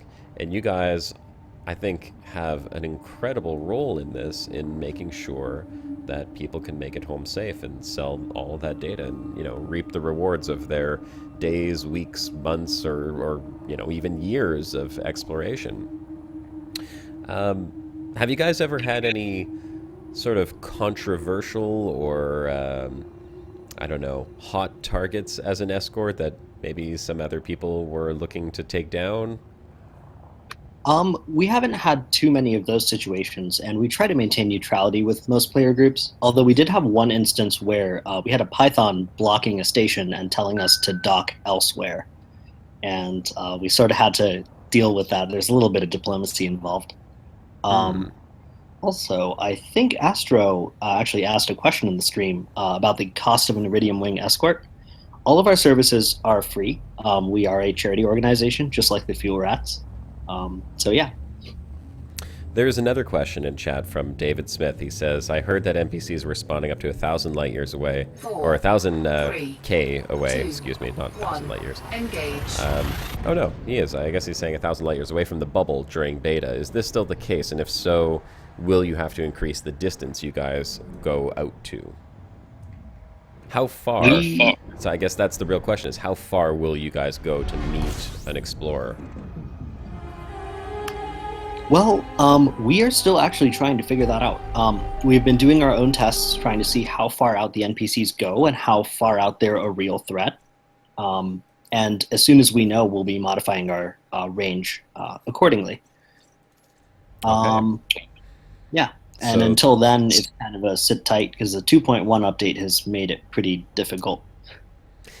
I noticed you were saying that 2.1 is now making it so you guys actually have to work. Is that because you found in the mission that we ran that they were harder NPCs, or was it that there was more of them? I mean, like, you guys have a lot more experience with this. What was there anything unique or special about the mission that people just watched in the stream here today? That's certainly the most interdictions we've ever had on an Explorer, and I think the biggest consideration for anyone who's exploring with this new update is that the NPCs are so much more persistent when they interdict you. They will chase you over and over and try again and again. Yeah, it seemed that way. I got interdicted a couple of times. Astro got interdicted a couple of times as well. They certainly weren't letting up, that's for sure. So on the missions that you guys have ran, I'm assuming then you haven't seen too many interdictions of the Explorer themselves. It rarely happens, and part of it is, Alpha and Bravo do a very good job of making sure that they clear out systems before we jump there, and that's the point, right? The less chances of actually running into an NPC, the less danger there is. Yeah, absolutely. And even though I wasn't winged up with Bravo, I was winged up with Alpha, which, again, I think I might have winged up with the wrong group for the action end of things. It seems like Bravo had no problem in clearing out the NPCs that were in the way, and they got rid of them rather quickly. Before I could even jump in there, they were usually clearing them out. So these guys are clearly combat pilots, and actually, I'm curious, how many of your pilots were explorers themselves before joining Iridium Wing? I would say that a good third of our escorts end up joining to help out, which is really nice because we get explorers who, sometimes run into people they're escorting that they've known before. So what is the requirement of being an Iridium Wing member? I mean, how do you guys select your pilots? Is there a screening process to make sure that they're not like some PvP crazy guy who just wants to come out and pop explorers saying that they're part of Iridium Wing? Like, how do you undergo, having someone join up with you guys and become a member of Iridium Wing? So first thing is combat competency. We really do look for pilots who know what they're doing and can handle themselves in a fight. And the second thing we do is, since we're allied with so many organizations and we're on neutral terms with many others, we check around for kill on sight lists. If they've been members of previous organizations, we ask them how this person has been, have they been griefing at all, and things like that. And so we try to vet pretty carefully who's on a mission. And then, of course, we have a screening process even for our trainees. And I would assume that means that they would be part of a different wing, not necessarily the one's escort, or not necessarily the wing that's with the Explorer. They might be like on the Bravo or the Charlie wing. Exactly. And then, we slowly bring them closer and closer to the Explorer and just keep a very close eye on them. But by the time that they're that far in the organization, it's pretty safe to say that they're not going to hurt anyone. And I think that for the most part, again, this is just purely assumption, but if someone is going to join up with Iridium Wing, it's because, they really appreciate what you guys do. They want to be a part of a group, And it seems like a really good group to be a part of. I mean, like just like the Fuel Rats, you mentioned Fuel Rats, another community group that's there to help players. You create sort of a niche in the game itself that people can use your service and take advantage of that. It would be really cool if there was a way to contract you out through the game itself. I mean, I know we rely heavily on websites and third-party apps and whatnot, but there's a question in the chat that sort of ties into this. Millstone Barn says, has Iridium Wing had any direct interaction with Frontier yet, like Galactic Intern, perhaps? My question to sort of tie into that is, have you guys had any contact with them at all to discuss maybe setting up a system in-game where people could contact you in-game? We haven't yet talked about a system in-game, but we have been in contact with Frontier. And, it's one of those things where we're setting up a player faction. We're trying to do a couple other things, because those are all little stepping stones towards possibly suggesting an in-game system where you could, generate missions for players by other players. And I think that would be a wonderful addition to the game. I agree. I think that having a way for people to contact the Fuel Rats or, services like Iridium Wing, maybe a services tab with community groups, and even if it were linking to a third-party website, I mean, there's certainly nothing wrong with that. You open up your tab over here, you go to services, you can see a list of like registered community groups, perhaps, and click on it. It brings you to a website where you can fill in a form to allow you to contact them. That would be a really cool idea. If ever there is an opportunity to do that, you guys should definitely jump on that for sure, so that people can get in touch with you a little easier. Speaking of getting in touch with you, Turgeon, if you can go ahead and link their website once again into the chat so that everyone who is in the chat is aware of how to get in touch with Iridium Wing. Tell us the steps. I mean, what is necessary for someone to reach out to you guys? Like, how do you guys set up a mission, please? So once you go to the website and click on the Request an Escort button, all you have to do is give us a little information about who you are, what ship you have, where you want to meet, and where you're trying to go. And once you do that, we sort of set up a mission channel, and the way we operate is missions are need to know only. So the only pilots that will ever know where you're going, who you are the ones that will be escorting you.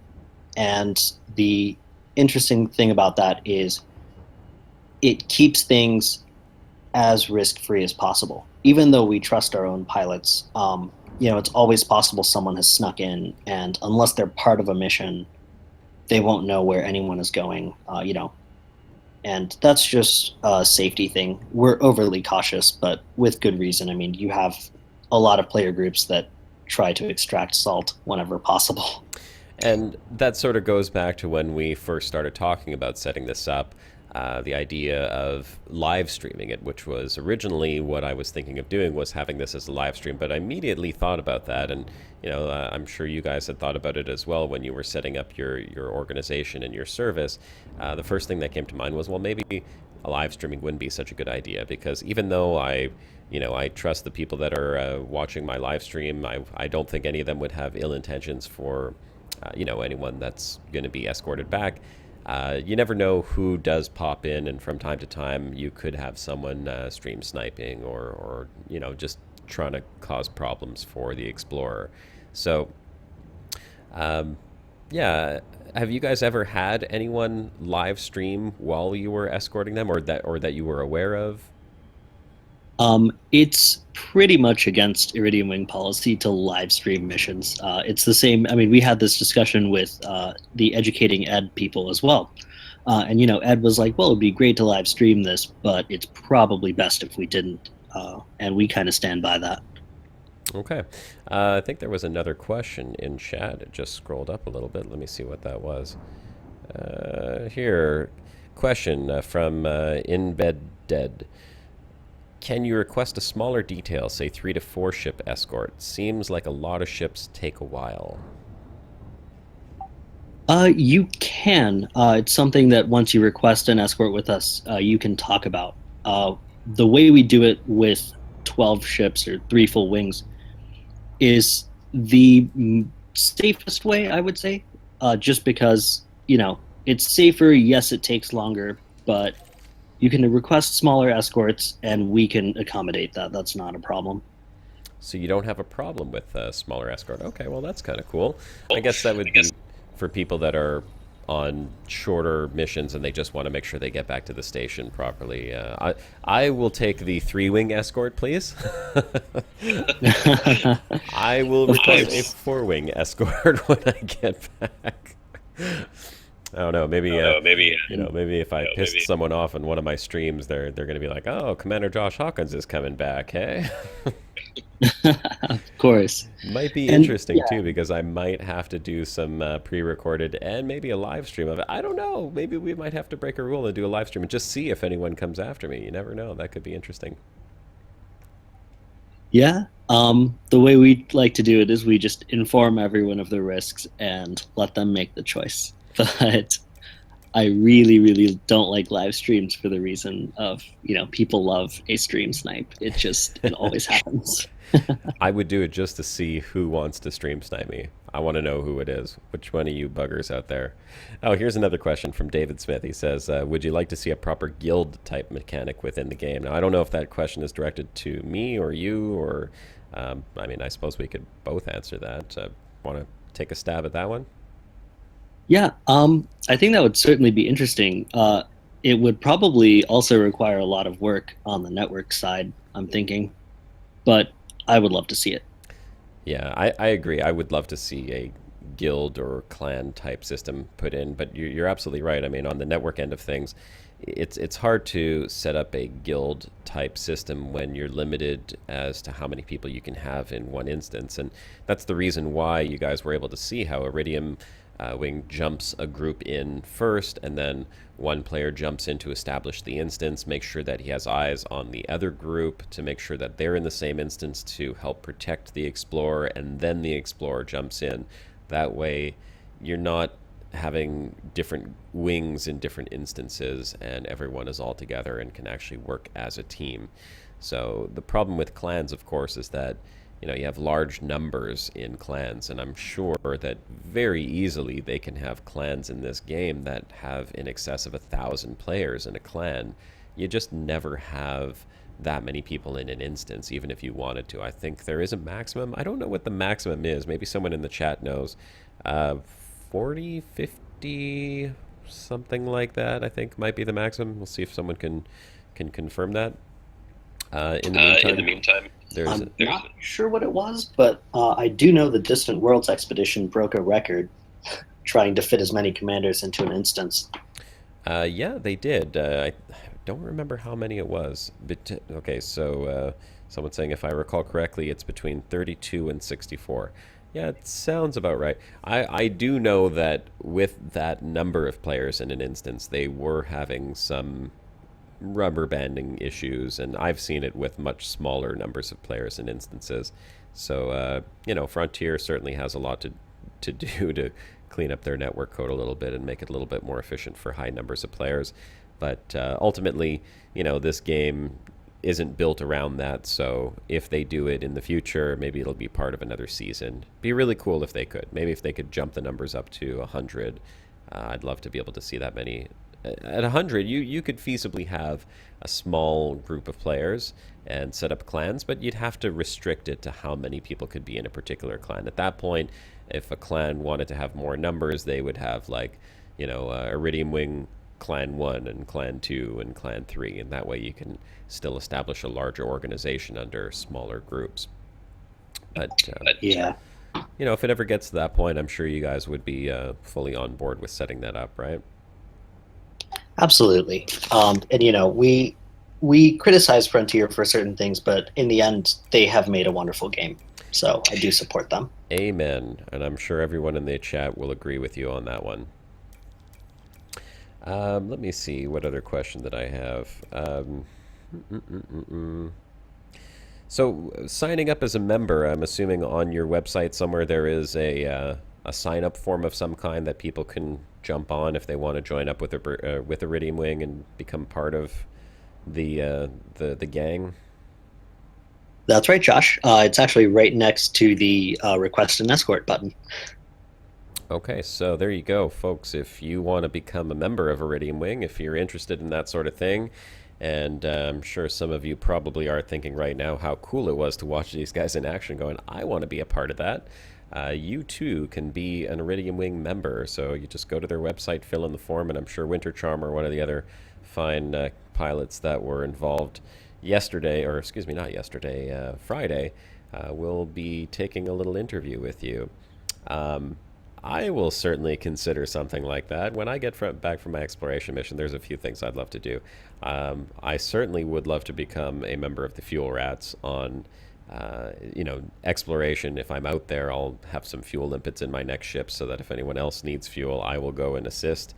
And if I do hang out in the bubble for any given period of time, if it's, a couple months or so to check out 2.1, Iridium Wing sounds like something I would definitely be down for, so you guys will probably see an app come in from me in the next 6 months or so once I make it back to the bubble.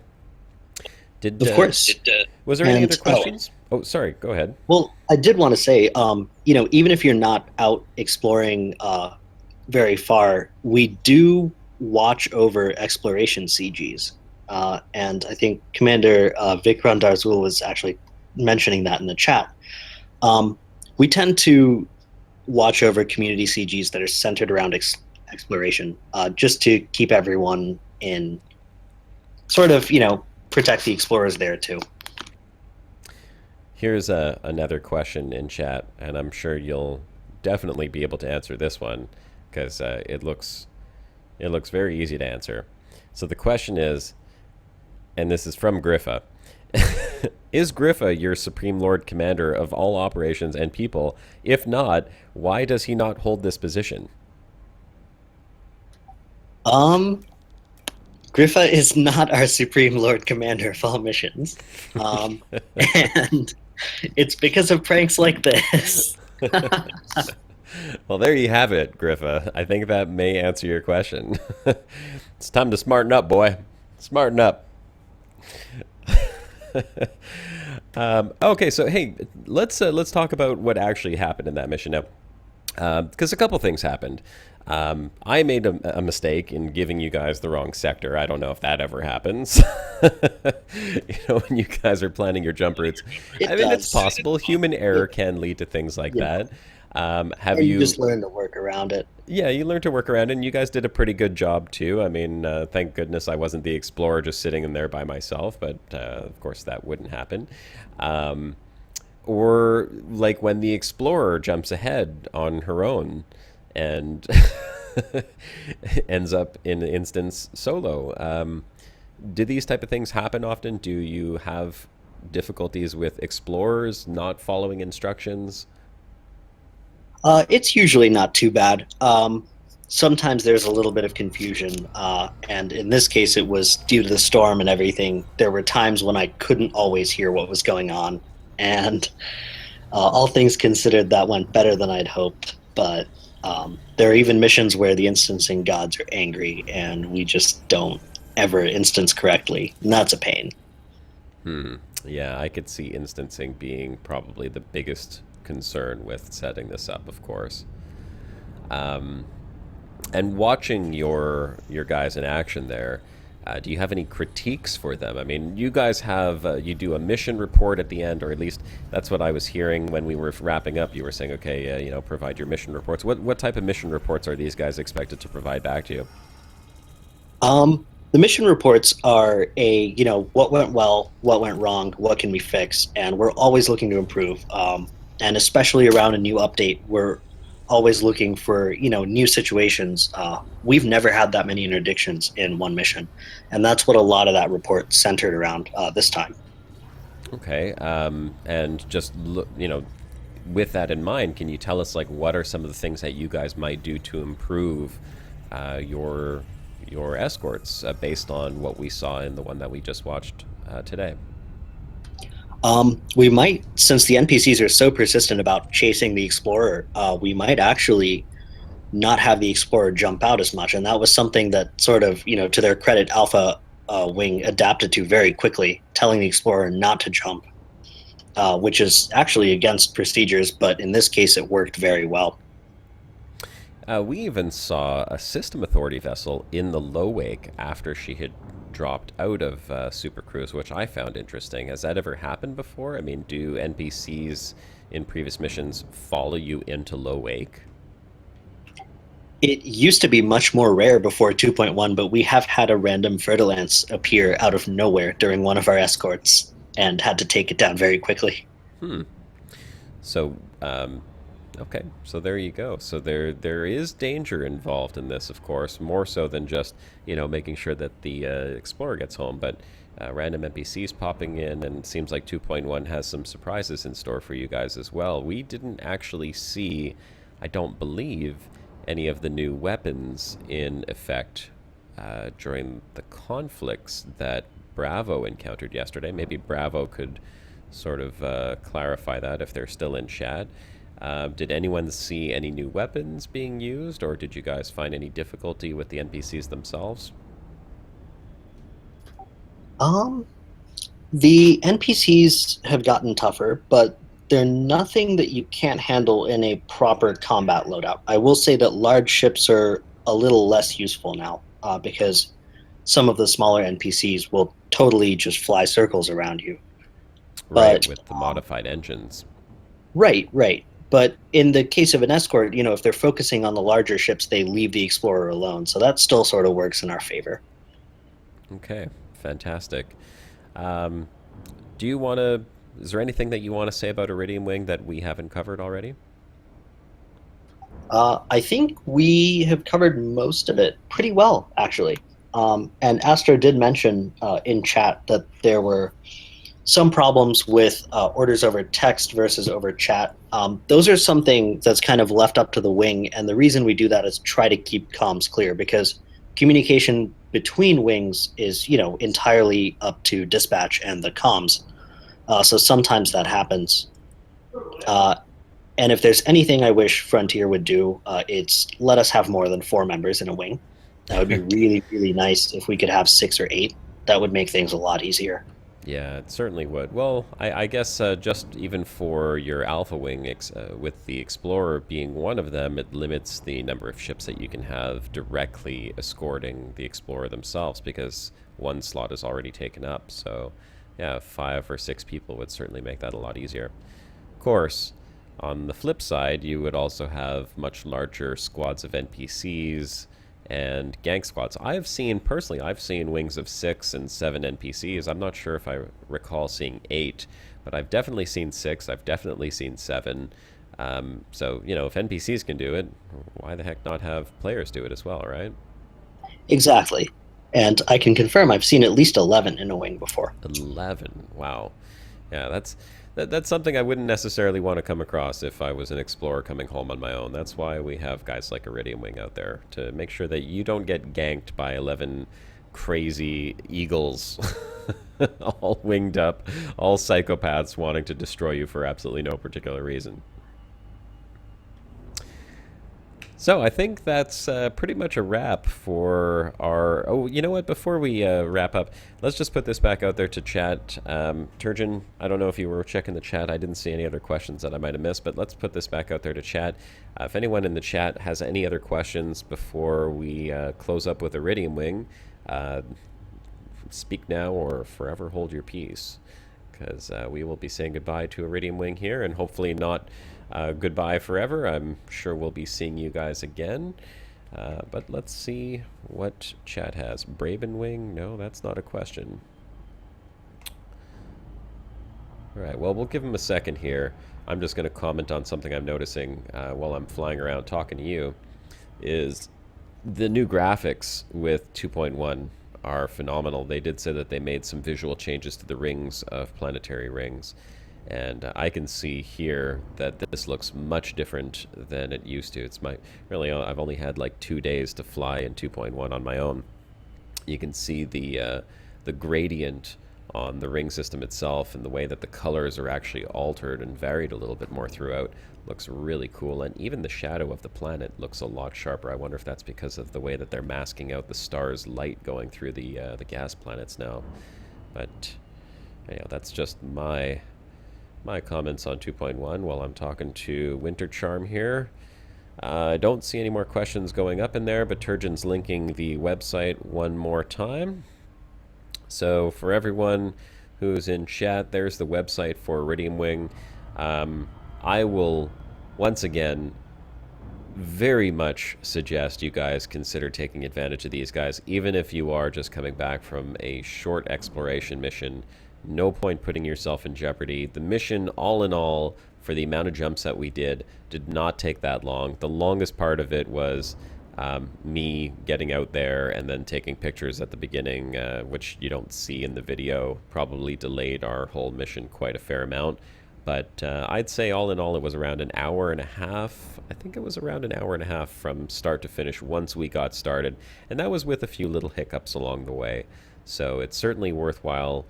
You know, for anyone who's an explorer, an hour and a half is pretty much nothing. You're out there for a lot longer than that doing a whole lot of nothing.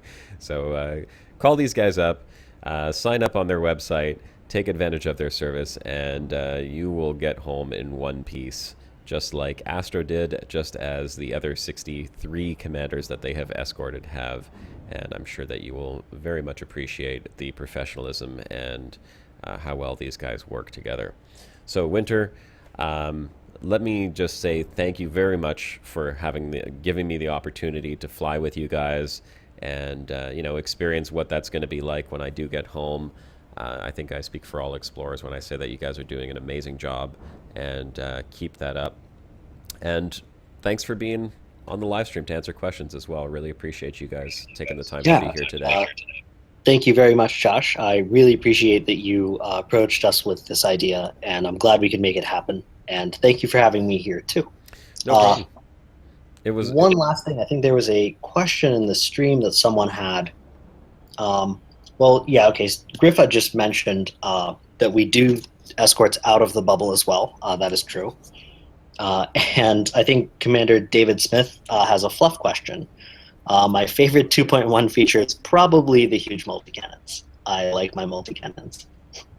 Oh, yes. How many of your commanders are going to be upgrading to... Oh, here, this is a 2.1 related question for Iridium Wing.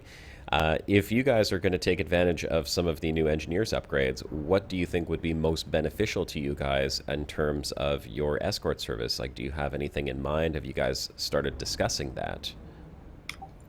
Those new healing lasers actually look really nice because we can keep explorers' shields up longer. That's a very, very good idea. Have maybe one dedicated or even two dedicated healing laser guys. So looks like you guys are going to have a little bit of work ahead of you if you're going to go start upgrading some weapons now that 2.1 is live. Absolutely. We'll be doing that as well. All right. Well, again, thank you very much, Winter, for coming here. Everyone, I really hope you enjoyed that. I know it's not the typical live stream, but you know, I wanted to take that opportunity and bring something special to you guys so you could see how these guys operate, and it was an honor. Thanks so much, Winter, for being here. Thank you, Josh. Take care, man. Goodbye. All right. So for the rest of the live stream, I mean, we're 2 hours in. I'm going to do a little bit of exploration, since I haven't really had the opportunity to do that much on the live stream recently since we started the broadcast. Unfortunately, Shibuka's not here today. I mentioned at the very beginning, Shibuka had a little bit of computer woes. Seems to be affecting a lot of YouTubers recently. Obsidian Ant had his video card explode and catch on fire.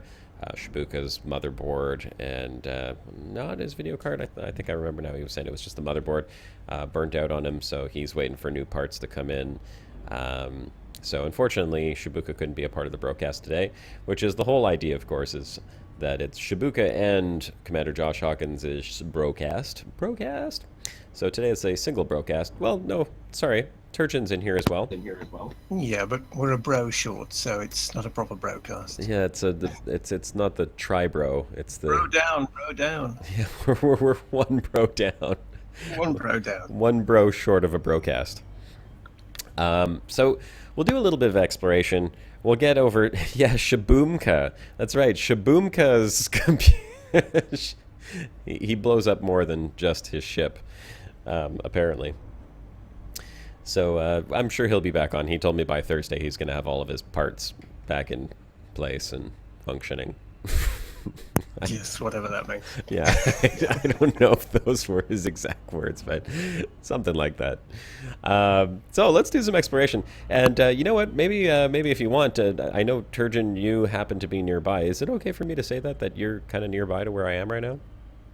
I am nearby-ish, yeah. So I don't know if you want to come in here at all, or if you just kind of want to hang out and chat and just keep chatting.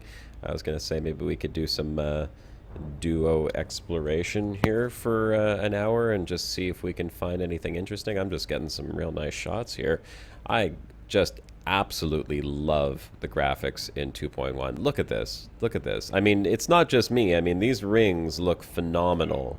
And the shadow that's being cast by the planet, I've never remember it being that sharp. It looks really sharp. In fact, I kind of want to go land in those rings and just see what that looks like. Because the shadow was cast, it didn't, well, I guess it's just the positioning of the stars here. I gotta make sure I don't crash into this ring system. I'm getting awful close to it right now. Yeah. I'm getting close. I still got a ways before I crash into it. I'm gonna see if I pass the edge of it. Just gotta watch out.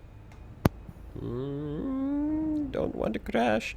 Sometimes if you crash, it's like it overheats your systems and you take a little bit of damage. That's why I'm being a little bit cautious, because I can't afford any more damage. Yeah, Inbed Dead is asking us here in the chat, any thoughts on the bi-weave controversy?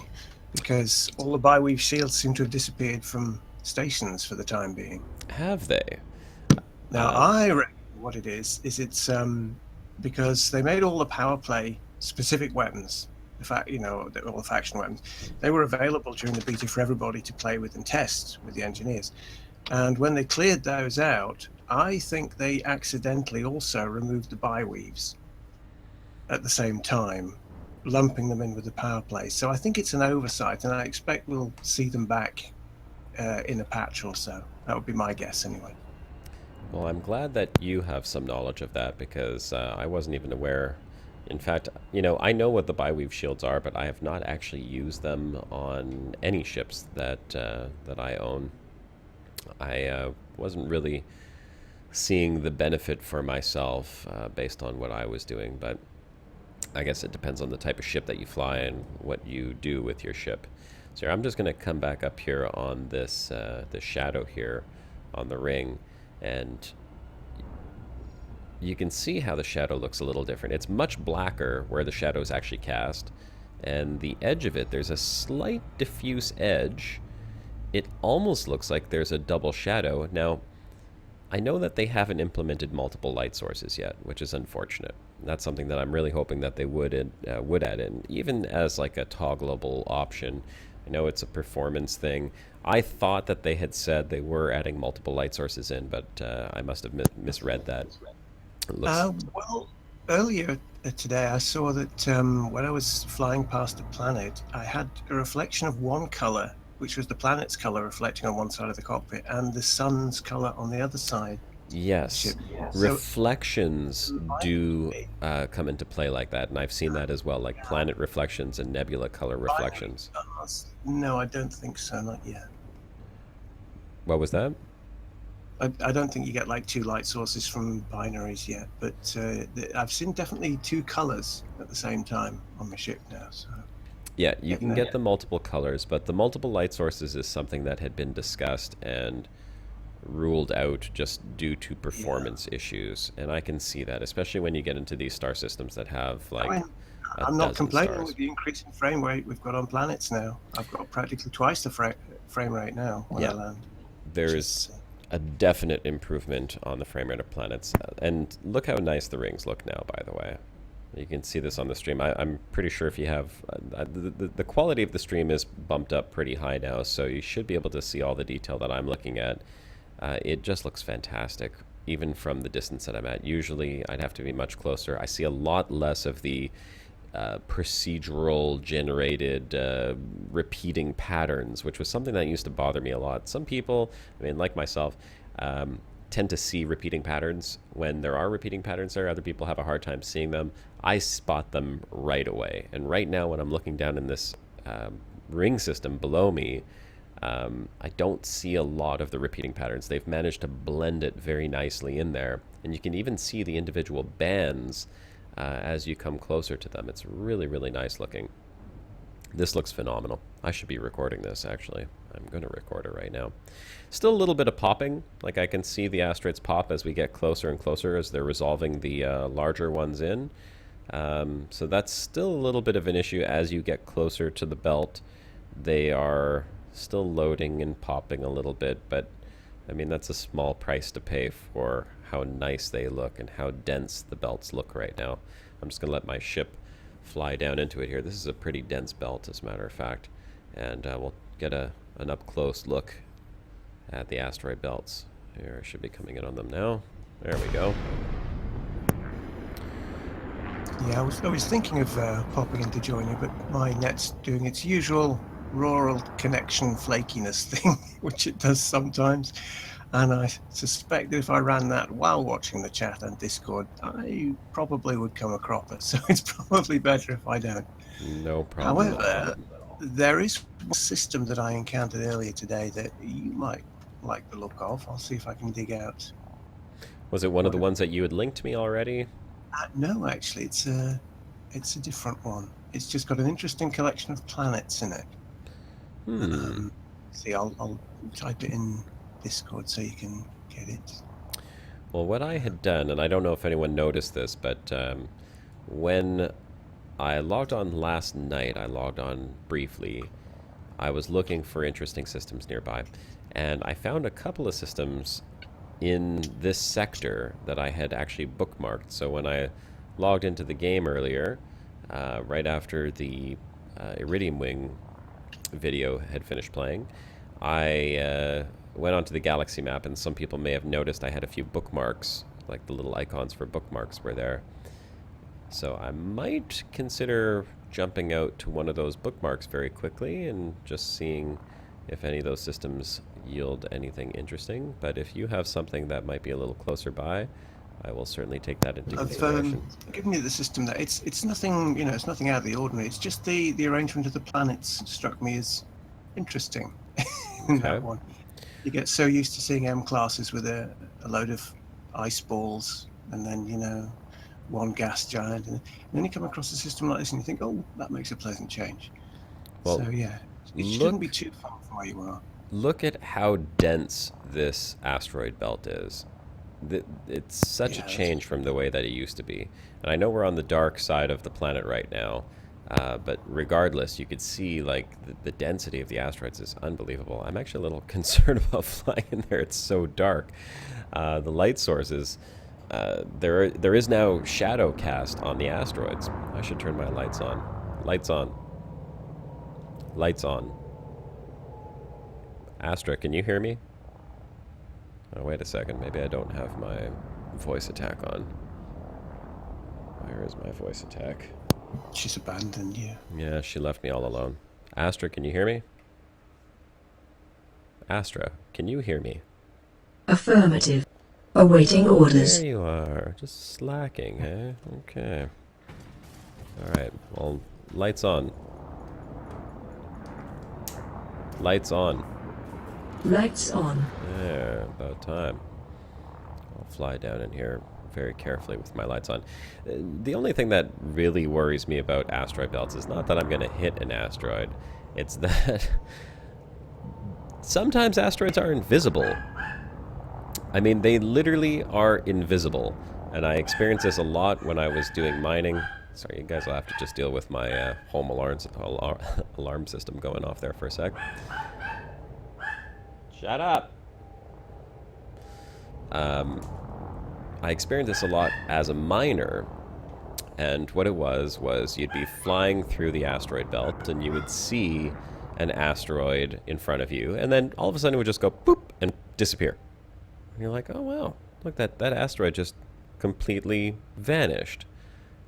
And then you fly towards it, and it never reappears, but as you get close to where the asteroid was, you smack into something invisible and lose your shields and your hull, and sometimes just die. So that's always my concern when flying through these asteroid belts, is that there are going to be invisible asteroids like that. I've never seen that, but I'm going to be paranoid now. Yeah. Forever after you're going to asteroid belts, going, oh no, I remember that. Well, you can see right away. I mean, first of all, look how much darker this is. I don't believe I've ever seen an asteroid belt look this dark, being in the shadow. This is pitch black. Like, if I look this way, I can't tell if there's asteroids in front of me. I would only see them once my ship's lights actually, like, shone on them. Like, this one here is not that far. I should probably look up. Zoom out max. Increasing sensors to maximum Let's see range. just how many there actually are around me, of course. I don't know why my dog is barking like that. I'm pretty sure you guys can probably hear him. I should go, like, figure out what he's barking at, because that sounds like he's barking at, because his mom is coming or something. Here, let me just go take care of my dog for 1 sec. I'll be right back. Stop engines. Stop engines. Stop all Please stop thrusters. engines, please. Yeah, right? Please, please, pretty please. Here, Turchin, you want to entertain people for 1 sec? I'll be right back. Yes, absolutely. I'll just take the controls of your ship and crash it into that planet, I think. Well, people, have you got any questions that would embarrass Josh while he's not here? You know?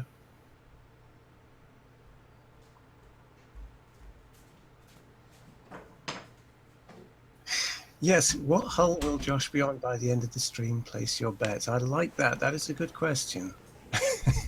As I suspected, the wife is coming home, and that's why the dogs are making that bark. It's funny when you have dogs, you know they're different barks.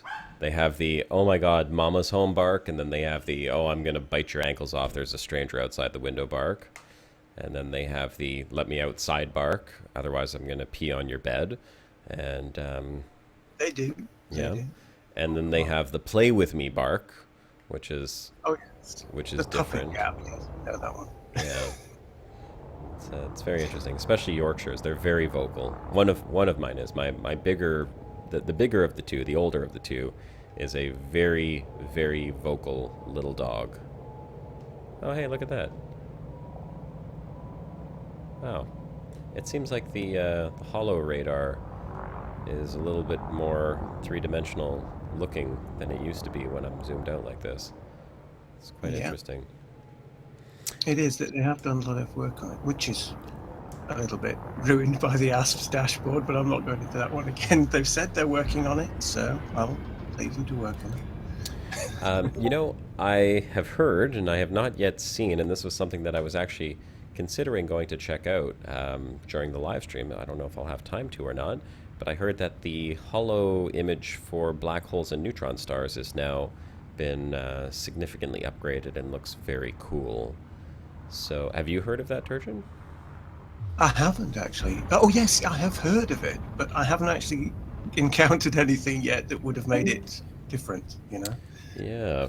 Frameshift drive Black charging. holes and neutron Four, stars. 3, Yeah. 2, 1. So Engage. I had actually identified, oh goodness, and this is something I noticed as well. This has never been a problem before, but now if you are unmass locked and you are near an asteroid belt like this, and you angle your nose up, you used to be able to jump into frame shift at a slight angle and you would just fly away as long as you weren't mass locked. Now you have to literally, just like on a planet, you have to aim up like 90 degrees. Otherwise, you get what just happened. Drive This charging. dropping too close kind of thing, which is a real pain in the Ready ass. to engage. Yeah, it kind of ruins any 4, fancy 3, speed shot you were going to come 2, up with if zooming over 1. asteroid belt. But I Engage. can understand it in the interest of safety. Yeah, but I mean, like, hey, you know what? They trust us with our own safety when approaching the asteroid belts, but apparently they don't trust us with our own safety leaving the asteroid belts. It's like, no, you can't leave like that. I'm sorry.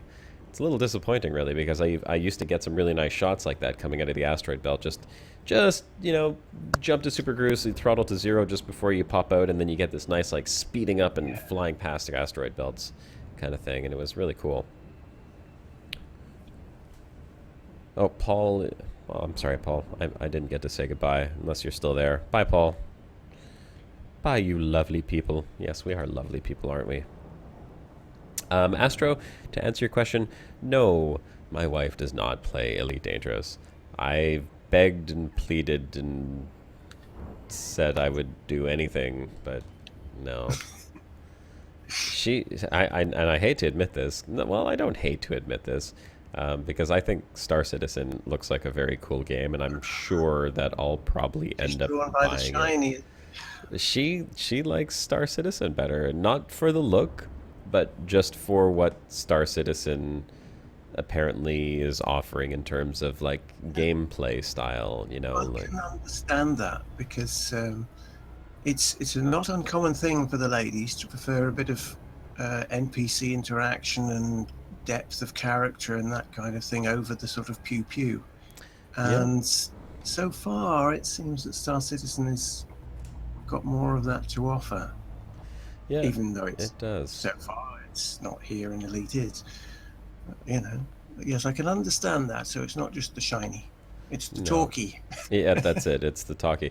Hey, I'm just looking at this one tiny little band. That pale band on the outside. It looks like an orbit line. Yeah, I thought it was an orbit line at first, and I'm like, wait a second, I don't have my orbit lines on. So I went to go check it out, and sure enough, it is an actual band of asteroids here. Looks like it would be denser than the surrounding asteroids. Let's see. Yeah, those ones are pretty sparse. That's pretty dense. Looks like there's a little bit of realism or accuracy here. Oh, by the way, let me just tell all you guys, this is very exciting for me to say. I got my tracking number for my Oculus Rift, which is on the way. And although I do not have a video card to run it yet, I am very fortunate in the fact that I know a friend who has connections, and I was able to put a deposit down on a 1080 GTX Founders Edition. So I don't know how long it'll be before they get them, but he said that they have access to the pre-order stock, and although the pre-order stock is all sold out, and technically I don't have the money to buy it. Many people do. Yeah, I mean, yay, credit cards. I really shouldn't be buying this right now. I got a honeymoon I got to pay for, and a month from now my wife are going to be going on our official honeymoon 2 years after we got married. So that's kind of going to be the honeymoon money. No, I'm just going to put it on credit, but he said that he could have one to me within a week. So my Oculus, which I did pay for, I paid for that back in January, and I saved up for it because I knew they were coming out. That is arriving tomorrow, according to UPS and their tracking numbers. If all goes well, I would have it tomorrow. Unfortunately, and I kind of shot myself in the foot with this, that I work for an American company, and American companies are all closed on Memorial Day, which is tomorrow, Monday. Even though I'm a Canadian, UPS operates in Canada on Monday, and I have it being shipped to my office because that's how I make sure it comes to me. So I'm going to be off all day. The Oculus is here. Box easing you all day. I know. I might try to call them first thing in the morning and see if I can make arrangements to maybe have them not put it on the delivery truck. And if anything, maybe I could just go drive and pick it up myself. Otherwise, I'm waiting till Tuesday, and then Tuesday is an off day for me. I don't really get to jump on the computer. But Are you friends with the janitor in the building? You know? I would not trust any janitor in that building to sign for my Oculus Rift. Fair enough. I'm friends with our receptionist, and I trust her absolutely. She'll sign and bring it over to me, but there is no way in hell anyone else is touching that box. I've been waiting 6 months for that. And I know there's a few people in my office that would love to get their hands on it because they know that I'm getting it. So I will, no. Consider it karma. You're building up some penance karma for the future that you can cash in, probably on the 1080. Yeah. So when the We'll wait 1080 till half an arrives, hour, we'll see you at the 1080 later. that'll be very exciting. I'll be sure to give you guys a full review. And I think it'll be great because, I mean, it's going to help my... Well, not the streams. I don't have an issue with the streams, but some of my videos where I'm recording multiple planets very close to each other, I get a decent amount of lag when multiple surfaces are trying to render. And very excited to see how the 1080 is going to perform, especially with VR, because pretty much the only thing I'm going to be doing in Oculus is playing Elite Dangerous. So I hope, and I know that I'm going to be sacrificing some quality of the graphics when you put on an Oculus. You're lowering resolution. It's going to be a little bit worse than what I'm used to, but I'm hoping that the experience will be good enough that I won't care about the dip in resolution. And then I'm just going to have to figure out how that's going to work into you know, my videos, and if I'll use it for the videos, or if I'll be able to record with the videos, or how exactly that's all going to work. Because it would suck if I have to take the Oculus off and do all my recording without the Oculus on. But that's all. That's all left to be said. What video card have you got now, Josh? Right now I'm using a 780 GTX, which I purchased a couple years ago, and at the time it was top of the line. I don't think the TI had come out yet. I thought I had bought a TI for some reason, because I understand the 780 GTX or the 780 Ti actually can run Oculus, but I got a 780 GTX. It performs great. I mean, like, if you look at my graphic settings, we'll take a quick look at this with the new menu, which is awesome as well. I have everything here. I mean, I'm running at 1920 by 1080. I used to run at a much higher resolution, and that was done through the GeForce experience. I was able to bump that up significantly to like 24 something or 2800 something, and then it sort of like squeezes it down into 1920 by 1080. But honestly, I didn't really notice that much of a difference. I play on borderless, that way I can alternate between my two monitors, because you can't see it, but there's a second monitor here that I drag my mouse over to, and borderless allows me to do that without any issues. But if I look at my quality, it says custom, but pretty much everything is like on the maximum. High, ultra, medium. Bloom, I always keep on medium, because I don't really care about the bloom. Blur on, SMAA, super sampling, I mean, that I could probably bump up. The ambient occlusion, medium, whatever.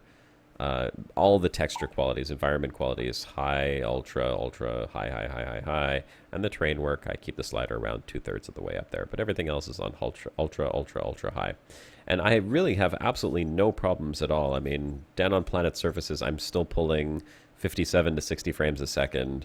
The only time I ever run into a little bit of problem is, like I said, it's when there's more than one planetary surface being rendered at the same time.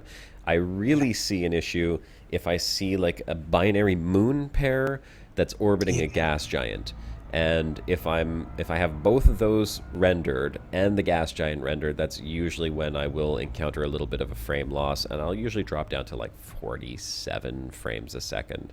But as great as that is for playing games, and I've got no problem playing games in high quality, for the Oculus that just doesn't work, because you need to be rendering at 90 frames a second. And that I can't do. I mean, there's no way I'll be able to do that. So I might be able to get it working with my 780 GTX, but it's going to be like very poor quality. And probably not even worth the experience, you know. It would probably just... It also has something you don't want to be doing in summer. Yeah. But with the rift stuck on your head in a hot room without having a sort of drop in a frame rate as well. Yeah, I would love to be able to put, you know, I have a large, like, movable air conditioner that I can just sort of like bring in over here and like slap into the window. Well, just like put the tubes into the window, and I may end up having to do that in this room, especially if I have the Oculus going, because right now it's already like scorching hot in here. It's absolutely terrible. It gives you that true, authentic feel of being stuck in a cockpit for hours on end, though. So, yes. Extra level of realism. Yeah, it really does. I mean, I imagine it would be a little cooler in a space cockpit, but Yeah. depends. If you, Have you tried the ice in 2.1? It's very good, actually. yeah, It was in the latest video that I put up in Interdictions Travels. It's got a clip from it was actually from the beta in 2.1, and the ice is so much more when you turn it off. It's it includes but all the windows. right. You were. That's what I was seeing in your video. You know what? Here, let's try that out. Let's see if we can turn some stuff off here. Let me Drop out of drop out of Super Cruise. drop out of Super Cruise. Yeah, Stop we've engines. all done that. That's another 2% off your hull if you did that. Yeah, let's not do that. So we'll turn off the Thrusters thrusters, offline. shield generator, Shields offline. fuel scoop, frame shift, cargo. We'll keep the life support on for now. Yeah. May as well. Power 5 distributor, we minutes, can turn that off. Sensors off. No, you can't turn the power plant off, right? No, everything but the life support will do. All right, let's see. I'm at 15% heat. Oh wait, it's dropping. 13. And then yeah, that should knock you down. Let's see how much ice we actually get in the cockpit right now. And don't lick it off. Okay, I could see it forming already. There it is. That is something that is one of the things that I would love to see in any kind of VR thing. It's actually the size of the cockpit, the scale of it, because you don't realize how big it is on a flat screen, but you see it from the outside and you realize it's the size of a room, just your cockpit. You couldn't reach out and touch the sides in that cockpit. Yeah, I know that's what apparently everyone says is the first thing that you realize is that you actually have a very large ship, and it's unfortunately not something that gets portrayed in 2 dimensions. Wow. Okay, yeah, there's a lot more ice here. Yeah, and the lights on the window catch it as well, especially on the right for some reason. I don't know why. Well, look at that. The whole bottom is iced up. And the side here, just around the edges. Well, very cool looking. There definitely is a lot more ice. Yeah. 8%. Because it got really hard to get the ice in a couple of the incarnations of the game, but yeah. Thrusters online. The only shame is you can't see it from the outside, though. From the outside, yeah, I know. Well, what can you do, right? Deal with it. Yeah, but it is cool, literally. Yeah. All right, and it sure goes away real quick. I have a request. Oh, gray test. Let's add gray test on here. All right. Well, so did you put in Discord already where that system was you were talking about, Turgeon? Yeah. It should only be a jump or so away from where you are if you haven't got too far. Let's take a look here. Copy. Shields online. Let's see what we got going on over here. Very easy to get to. Unless we go economical and then it's like 10 jumps. Let's not do that. Defaulting to economical again. That is something, it's just a little niggle. It shouldn't bother people too much in the bubble, but what happens is that if you put it on fastest routes and then deselect it to remove all the lines, which we love to do, of course, then it defaults to economical the next time you open it. If you leave the routes on and put it on fastest, it just stays on fastest. 4, but the way they've got 3, it at the moment, if you 2, deselect it, 1, then it'll engage. They're aware of it, I think, so they'll fix it. It's just a little niggle. Yeah, and I noticed there was another little glitch. I need to remember to report this, and I'm sure that someone's already reported it. Well, two bugs that I've found so far, as a matter of fact. The first one is that sometimes when you're coming in to descend on a planet under orbital cruise, you will actually not have any sound. As soon as you go into orbital cruise, there's no sound. Until you disengage from orbital cruise at 7 kilometers above the planet's surface. Then it's like, okay, well, there's the sound again. So that was bug number 1. Bug number 2 is that usually, and I'll do this right now. Actually, before I do that, I got to turn my game sounds back up. Otherwise, we won't hear anything. Let's see, put those back up. Okay, so normally I keep my music muted. And I'll mute it just for the sake of demonstrating this.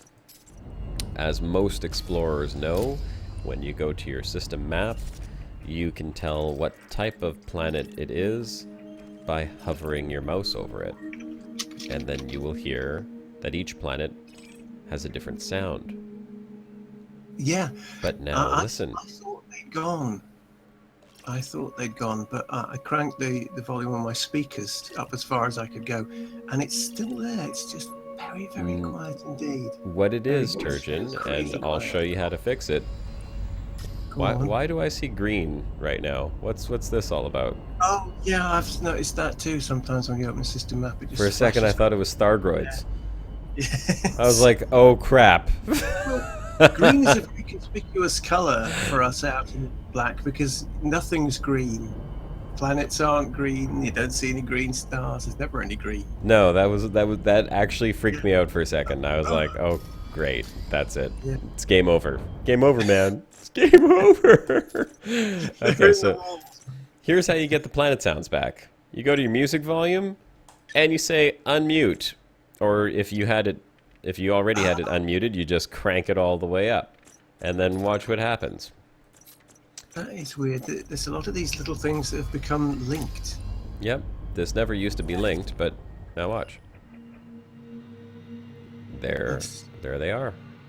It's like these puzzle games where you move one thing and it moves another one half the distance, and then you have to move a third one and it moves the previous two a little bit. That's what's going on with the menus here. So that's all it is, and if any explorers out there were wondering like, oh man, what happened to the planet sounds? Top tip, everybody, get the planet sounds back. Yeah, that's how you get the planet sounds back for the time being. You just turn your music. Turn it back on, and you're good to go. Yeah, in Bed Dead, that's exactly what I was thinking when I saw the green. I was thinking it was aliens all over again. Alright, let's go see if we can check out this planet system that Turgeon's talking about. Just not. It's like a selection catalogue of planets. Really? You know, it's like, oh, would Sir like to try this planet? We have one over here. Are they relatively close to one another, or are they very spread out? Not too bad, not too bad. You're like the one nearest to the sun. Fuel scooping. Oh, yes, I think you mentioned that. It's not actually this. That's another system. This is another one that's similar. It's not too far off, but yeah, it's one that you think, hang on, has this happened? When you look at the system map, and you think it would be interesting to know how this system came to be. Make the jump. Jumping to light Well, I saw speed. the other planet that you had linked. Yeah.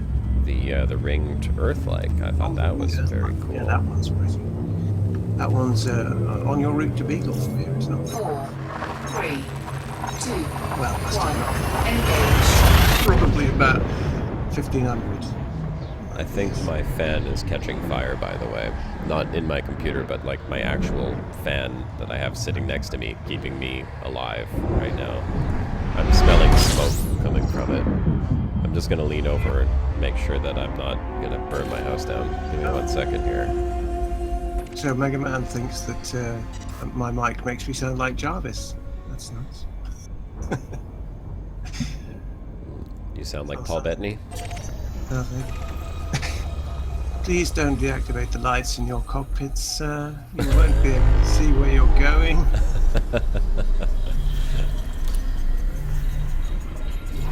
Okay, let's see what we got here. Oh, I see there are quite a few. Oh, wow. It's a weird little system, isn't it? Yeah, you know, this kind of reminds me of your banner on Turgeon's Travels. It's not fun. That's all Tories, that one. Yeah, but yeah, it's quite a fun one. Well, let's see. This looks like a little gas planet here. Oh, you know what? That's not actually as small as I thought it was. I came across a 2.2 Earth mass gas planet the other day, which I thought was pretty cool. That is, yeah. This is the smallest one I'd seen. What do we got here? Oh, this one's pretty close, too. But yeah, I know you like your gas giants close to stars. Yeah, I'm looking at the details of this just to see what we got here. I haven't been coming across too many potato planets. I gotta say, I'm a little bit disappointed by that. What I did come across, oh man, it always just hurts me. It upsets me deeply when this happens, but it happens from time to time. I will be playing and recording a whole bunch of stuff and not realizing that I'm not actually recording my primary monitor. I'm recording my secondary monitor, and there's no way to know this unless you actually check the recordings folder, and then you're like, oh, okay, look at that. I wasn't recording Elite, I was recording Captain's Log sitting on my secondary monitor for the past hour. But the other day, and I came across this, and of course I didn't write down the system, which is why I haven't gone back. I should have written it down. I just thought I had captured it on video, which I didn't. So I'm looking on the system map, and I'll just sort of like walk you through this. I open up the system map, and I'm checking out the planets that are on there. I'm like, oh, okay, gas giant, yeah, okay, gas giant. And then I saw two gas giants, like these two right here. Okay, so this one here and this one here. And they were not in binary, binary, you can tell it's like this. It's got the little lines linking them together. They were just two planets orbiting the same parent star in their own individual orbits, and they each had their own set of moons. When I looked at the first one, I saw the distance of it here, arrival point, and I looked at the second one, and they had the exact same distance, and I was like, what the hell? Okay, that's odd. And then I went back and I'm like, okay, yeah, it's exactly the same. And I was like, how could that be happening? So I went and took a look at this, and you'll have to sort of try and visualize it, and I'll explain it as best as I can. So I targeted the first one, and I flew out to it, and of course I didn't see the second planet. So I was like, okay, so there's only one planet there, and then I turned on the orbit lines, and basically what I saw was that their orbits around the star were literally right next to each other. I mean, you can see the orbit lines, and I calculated the distance from one to the next. It was around five times the radius of the planet itself. So they were literally orbiting the planet on almost an identical orbit. So the further one must have been moving just a tiny little bit faster, but when I looked at their orbital, the orbital period, they had the exact same orbital period. So the one further out must have been moving just a tiny little bit faster, and as a result of that, unfortunately, because I would have written the system down and come back and checked another time, that means that they will probably never come in contact with one another. That's pretty cool. But it was pretty cool. Exactly opposite the star, or were they? No, they weren't exactly opposite the star. One was around a third of the way around its orbit from the other one. So, I mean, they'd unfortunately never catch up to each other because they share the exact same orbital period. And, basically it's like two cars driving in parallel lanes, just one behind the other, but going at similar speeds. They'll just never catch up to each other. They'll constantly orbit at that distance. But it would have been very interesting to see if they did orbit on different orbital periods, to come back and try and find them in some type of system alignment. I've seen a couple where you see the orbit line and it looks like it's one very thick one until you get a bit closer and you see that there's two superimposed. Oh, you've seen I'd that? love to be there. Yeah, but I've not seen two gas giants. It's just a couple of rocks, really. Yeah, these and they would have been small enough to miss each other. I would be close enough to actually hit if they ever got near. I don't think that these two planets themselves would have been close enough to hit, but the you know what? I can actually I can go back in my log here and see where they were. I can actually show you on the system map. But one of them did have a number of moons around it. It had a fairly large moon system, and that moon system would definitely have carried across to the orbit of the other planet. So it's probably a good thing that they don't cross paths at any point. I'm going to look at Captain's log and just see if I can't figure out where that was. I mean, it might be tough to do, because I'll have to like look at these one at a time, but it wasn't that far back. Or was it? Well, it's like within the past 10 jumps, I would say. So I'll see if I can find it, because I thought it was really interesting, and if someone ever wants to go back and take a look at that, they're more than welcome. I like sharing my exploration data. Let's look at these and see what we got. Nope, not that one.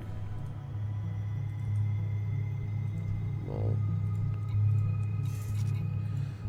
take a look at this one.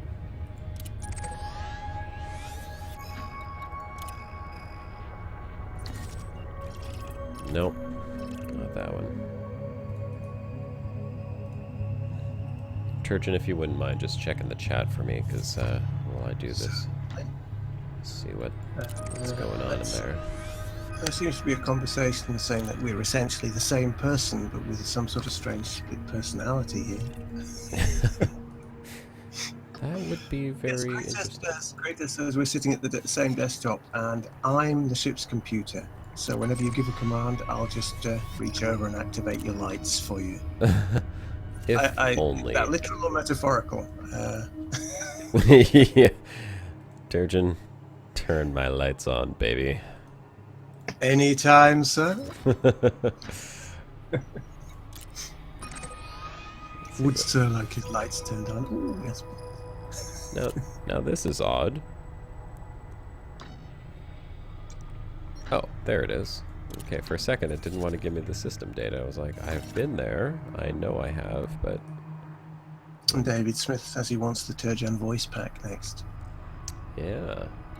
I'd like a Turgeon voice pack. Probably wouldn't be able to get through it without going bailiwick on it, though. There's going to be a hidden command for that, Turgeon. To activate bailiwick mode. Yeah. Let's see.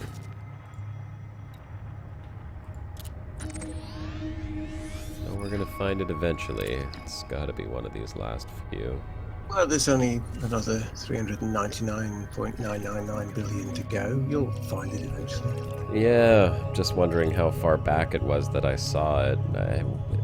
I was tired, you know, it was a late night. I was doing, oh, damn it. I was doing the exploration after the wife had gone to bed. I came across this and I was like, ooh, cool. And of course, I thought I was recording the whole damn thing. Of course, of course. Of course. Well, you know, it's interesting. I have that in mind when I go into the videos folder, and I find the video of all the jumps in between the interesting planet that I want to find. I always record the uninteresting bits and then turning it off at the interesting bits. Yeah. Been there, done that as well. Whoops. The other thing is pressing the wrong key for screenshots. And you go, where are all the screenshots?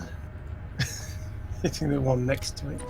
Oh, see, I never press keys for screenshots anymore. I have it set up in voice attack, which is very, very handy. When she behaves. Screenshot. Screenshot. Astra, screenshot, damn it. I gave her several commands for it. I even included messed up words. It's like, take a picture, god damn it. Just go, nah, at you. Huh. Okay, well, you're getting an interesting view of some of the systems I visited, but apparently it's not those ones. I'll go back one or two more and see if it was here. You're off the edge of the map, mate. Here we dragons. I'll show you the Earth-like world I found as well. It's my first Earth-like world in a long time. Yeah. That ringed one that I found is... I haven't seen one for... I've seen a lot of water worlds. And whiz worlds, of course, the ones that say terrestrial water world, and you look and it says atmosphere, ammonia. But yeah, that Earth-like world is the first one I've seen in quite a bit. I saw someone posted this in Reddit the other day, and it was an ammonia world with no atmosphere. And I thought, oh, how does that work exactly? I've seen ammonia worlds with no ammonia in the atmosphere, but I've not seen one with no atmosphere. It had no atmosphere. Now, what I thought was interesting about that was that normally no atmosphere planets you can actually land on, but you could not land on this one. Yeah, well, I think that there's a difference in there's the my stellar little forge Earth-like. between no atmosphere and 0.00 atmospheres. Stellar Forge doesn't see that as the same thing, apparently. Yeah. I'll just go back. It's got to be one of these last few jumps. No. Wow, I didn't realize I'd gone this far. If I go back a few more jumps and I don't find it, then you know what? Tough luck, guys. Sorry, that's the best I can do. Not gonna go back over 100 jumps here, but I thought it was worthwhile noting because I had taken quite a bit of video of the damn thing before I realized that I had not taken video of the damn thing at all. Come on. Yeah, there's the one. Mega Man says, I've seen a high metal content world with an atmosphere of water. Surely that's a water world. Well, yes. Yes, especially when it's like 100% water atmosphere. Is it a water world? Nah, it's a Stellar Forge. Nah. I've always wondered how that works. How do you have 100% water atmosphere? Yeah, it's a lot of these puzzling little things out there. The thing that puzzles me the most is when you get a terraforming candidate that's essentially like hell. You know, it's all sulfur dioxide and carbon dioxide, but it goes, oh, it's the right distance from the sun. That'll do. We'll have that as a terraforming candidate. we could terraform there. That's like a temperature of about, 270 K or something, so it's not too warm, but it's got an oxygen atmosphere. And you think, well, if I crashed on that, I'd be all right. I could build a camp and I could wait to be rescued. And it says, it terraform, can it? Nah, no, we're not interested in that one. You can actually breathe on that one, and the other one will fry your nuts off, and that's the terraforming candidate. It has some bizarre standards, the Stellar Forge, definitely. Yeah, well, it's certainly not perfect, but pretty decent. Ah, we love it. I do love it. It's such interesting things. I'm curious how... I'm actually quite used to its quirks now. I rather like its... I've got used to them after thousands of years. You do get used to it, that's for sure. The water worlds, the ammonia atmospheres. I've missed them if they took them out. Okay, I'm only going through a few more of these because I've already gone through a whole page of my previous systems. And I am not seeing this damn system. If only my recording had worked. It was so nice. I could have even put a highlight video of it. But c'est la vie. Alright, I've got 3 more showing on my screen. If it doesn't show up under one of those, then oh well. Greatest wants to post a link. I don't think you can. No, but you can tell us what it is, and... You can tell us what it is. You cannot post links on this channel, unfortunately. Unless you're the engineer. A little spanner. Throw me some fish and I'll post a link. Thanks for all the fish. So you found out 100% CO2 water world. Oh, really? Well, you would have think if it's water and 100% CO2, it should be a steam world, probably. Technically, right? That much greenhouse gas. All right. See, I'm saying I'm not going to look at any more, but I'm like I feel so committed now that I've searched so many and not found it. Until you find it. Like, it's gotta be one of these. Of course, it's like I'm gonna give up, and it's the next one on the list. or 6 bucks, 30 systems later.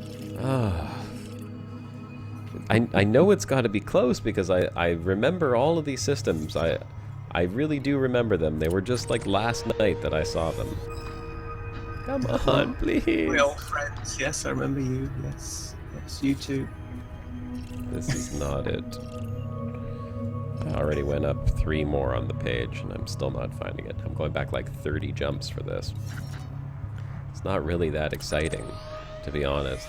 What were we looking for again? What was it? Yeah, exactly. You know, like, hey guys, come watch my live stream video where I do absolutely nothing but look at system maps that I've already been in. I'm opening my atlas. Keep looking at the pages. Yes.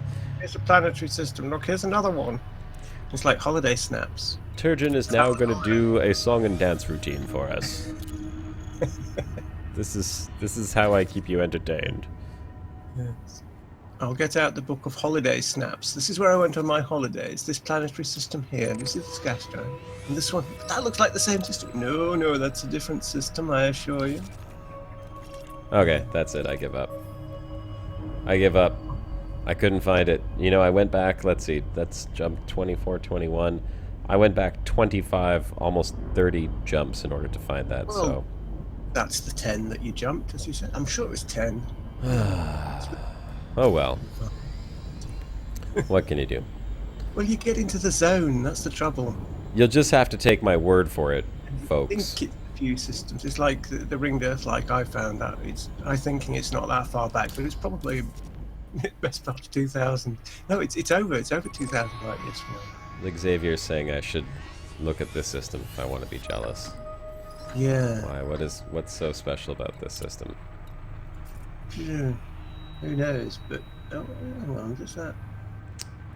It's got 2 stars in it, but I mean, other than that, I can't tell. Like Xavier, you want to tell us what's so great about that system? Where is it on the galaxy map? It's possible. Well, here it's you one can of the see. ones on... Oh, is it the fault? Oh, is it 3? I can't remember. It's one of the waypoints on the Distant Worlds expedition. Possibly. I mean, I can't see the system. I can't see the system view on it, of course. Yeah. I can tell that this was someone who was going towards the core, though. Yeah, it's one of the straight line to the core like that, like most explorers do. That's the path I try to avoid. I kind of did this, whee, all the way around over to here. Helps you find more interesting things that people have not come across, because I mean, like out here where I am right now, there's there's really not a whole lot of anything, unfortunately. I've been trying to find like planetary nebula or black holes or neutron stars. I'm really close to the galactic plane right now. I'm halfway up from where the neutron stars and black holes are, but there's no planetary nebula, and there's no like large nebula in sight anywhere. And I can disappoint you by saying if you carry on along that route, you won't find any either. Well, yeah, I mean that's the general idea. Is like I've been making my way from here across, and then I haven't got eyes everywhere. I haven't seen them all, but you know. And to be fair, I wasn't actually looking for planetary nebula, so. But there's no regular nebula either. That's the other problem, is I like the regular nebula. I usually use them for navigation, and I set them as like a distant waypoint. Now I'm kind of like, okay, I'm not going to that one. It's way too out of the way, because Beagle Point is, let's see, Beagle Point is there. So I don't want to cut away, because that's way too far away. So what I'm doing is I'm coming up and across like this, and I'm going to get over to this arm, and then I'm going to travel down the arm over to here. Hey, look at that. There's Greytest. Greytest, you are quite a ways away. Beagle Point, however, is like here, there, somewhere. So I got a long wait. Oh, wait a second. Maybe I'm confused. Where is Earth? Earth is there. I posted it, so I'll post it as a clickable link. Beagle Point is like here. It is one of the waypoint. I can't remember which waypoint it was, but yes, I remember being there. I thought that the name looked familiar, ish. Not that you remember these procedural ones, but... There's Beagle Point. So you can actually select it now. You can just type in Beagle Point. Yes. Yes, about time. Yeah. Yeah. So I still have a fair ways to go. How far did it say? 35,000 light years? Got the abyss to go, haven't you? I am officially more than halfway there now. Oh, yeah. Okay, Xavier sent me a link via Discord to what that system looks like, so let's take a look. I posted it in chat. Oh, you did? Okay, thank you. From his... Oh, wow. Look at that. Isn't that gorgeous? It is. It's one of the waypoints. Binary Earth-like worlds, and that looks like another Earth-like world right beside it. Oh, no, actually, maybe that's a water world. It's, it's not a Distant Worlds one. Oh. No, that's just binary Earth-likes. That's really cool looking. Very cool, then. Well done, Lex. Yeah. I wonder how far apart they are, though. Like, if do you get a really nice view of the two if you're looking at one? Good question. Great test. You're coming back from Distant Worlds. Which direction are you taking? Are you do you have a particular path in mind? Are you gonna make a beeline, or are you going down one of the arms? Like, what's your intent?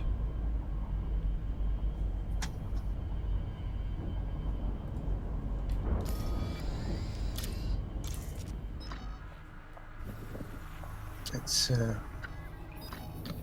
quite the haul. you have to because there's some blocked off sectors, permit sectors around the edge of the abyss there as well on the way to Beagle. So you have to tack around. Yeah. What is it? The PRAEIA 6 to 8, I think they are. Weird names. Or is it actually, no, it's not an I. I think it's got a 1 or something. Anyway, yes, they're weird names, and they're blocked off permit systems, so you have to tack around those. Oh, here we go. This was the closest neutron star to me. So you know what? I'm going to do this real quick. Make the jump. Jumping to light I'm going to get over to that neutron star in 11 jumps as quickly as I can before we close out the live stream. I won't be able to do it in 3 minutes, but I can certainly do it quickly. That way we can take a quick look at the new holo image. 4, 3, 2, 1, engage. 6 minutes. 8 minutes. Let's see how fast we can make 11 jumps. I hate to do this. I'm afraid to even ping my scanner because I'm gonna see something and be like, oh, I gotta go look at it. Fuel scooping. 47 objects. Are you kidding me? Still a pop.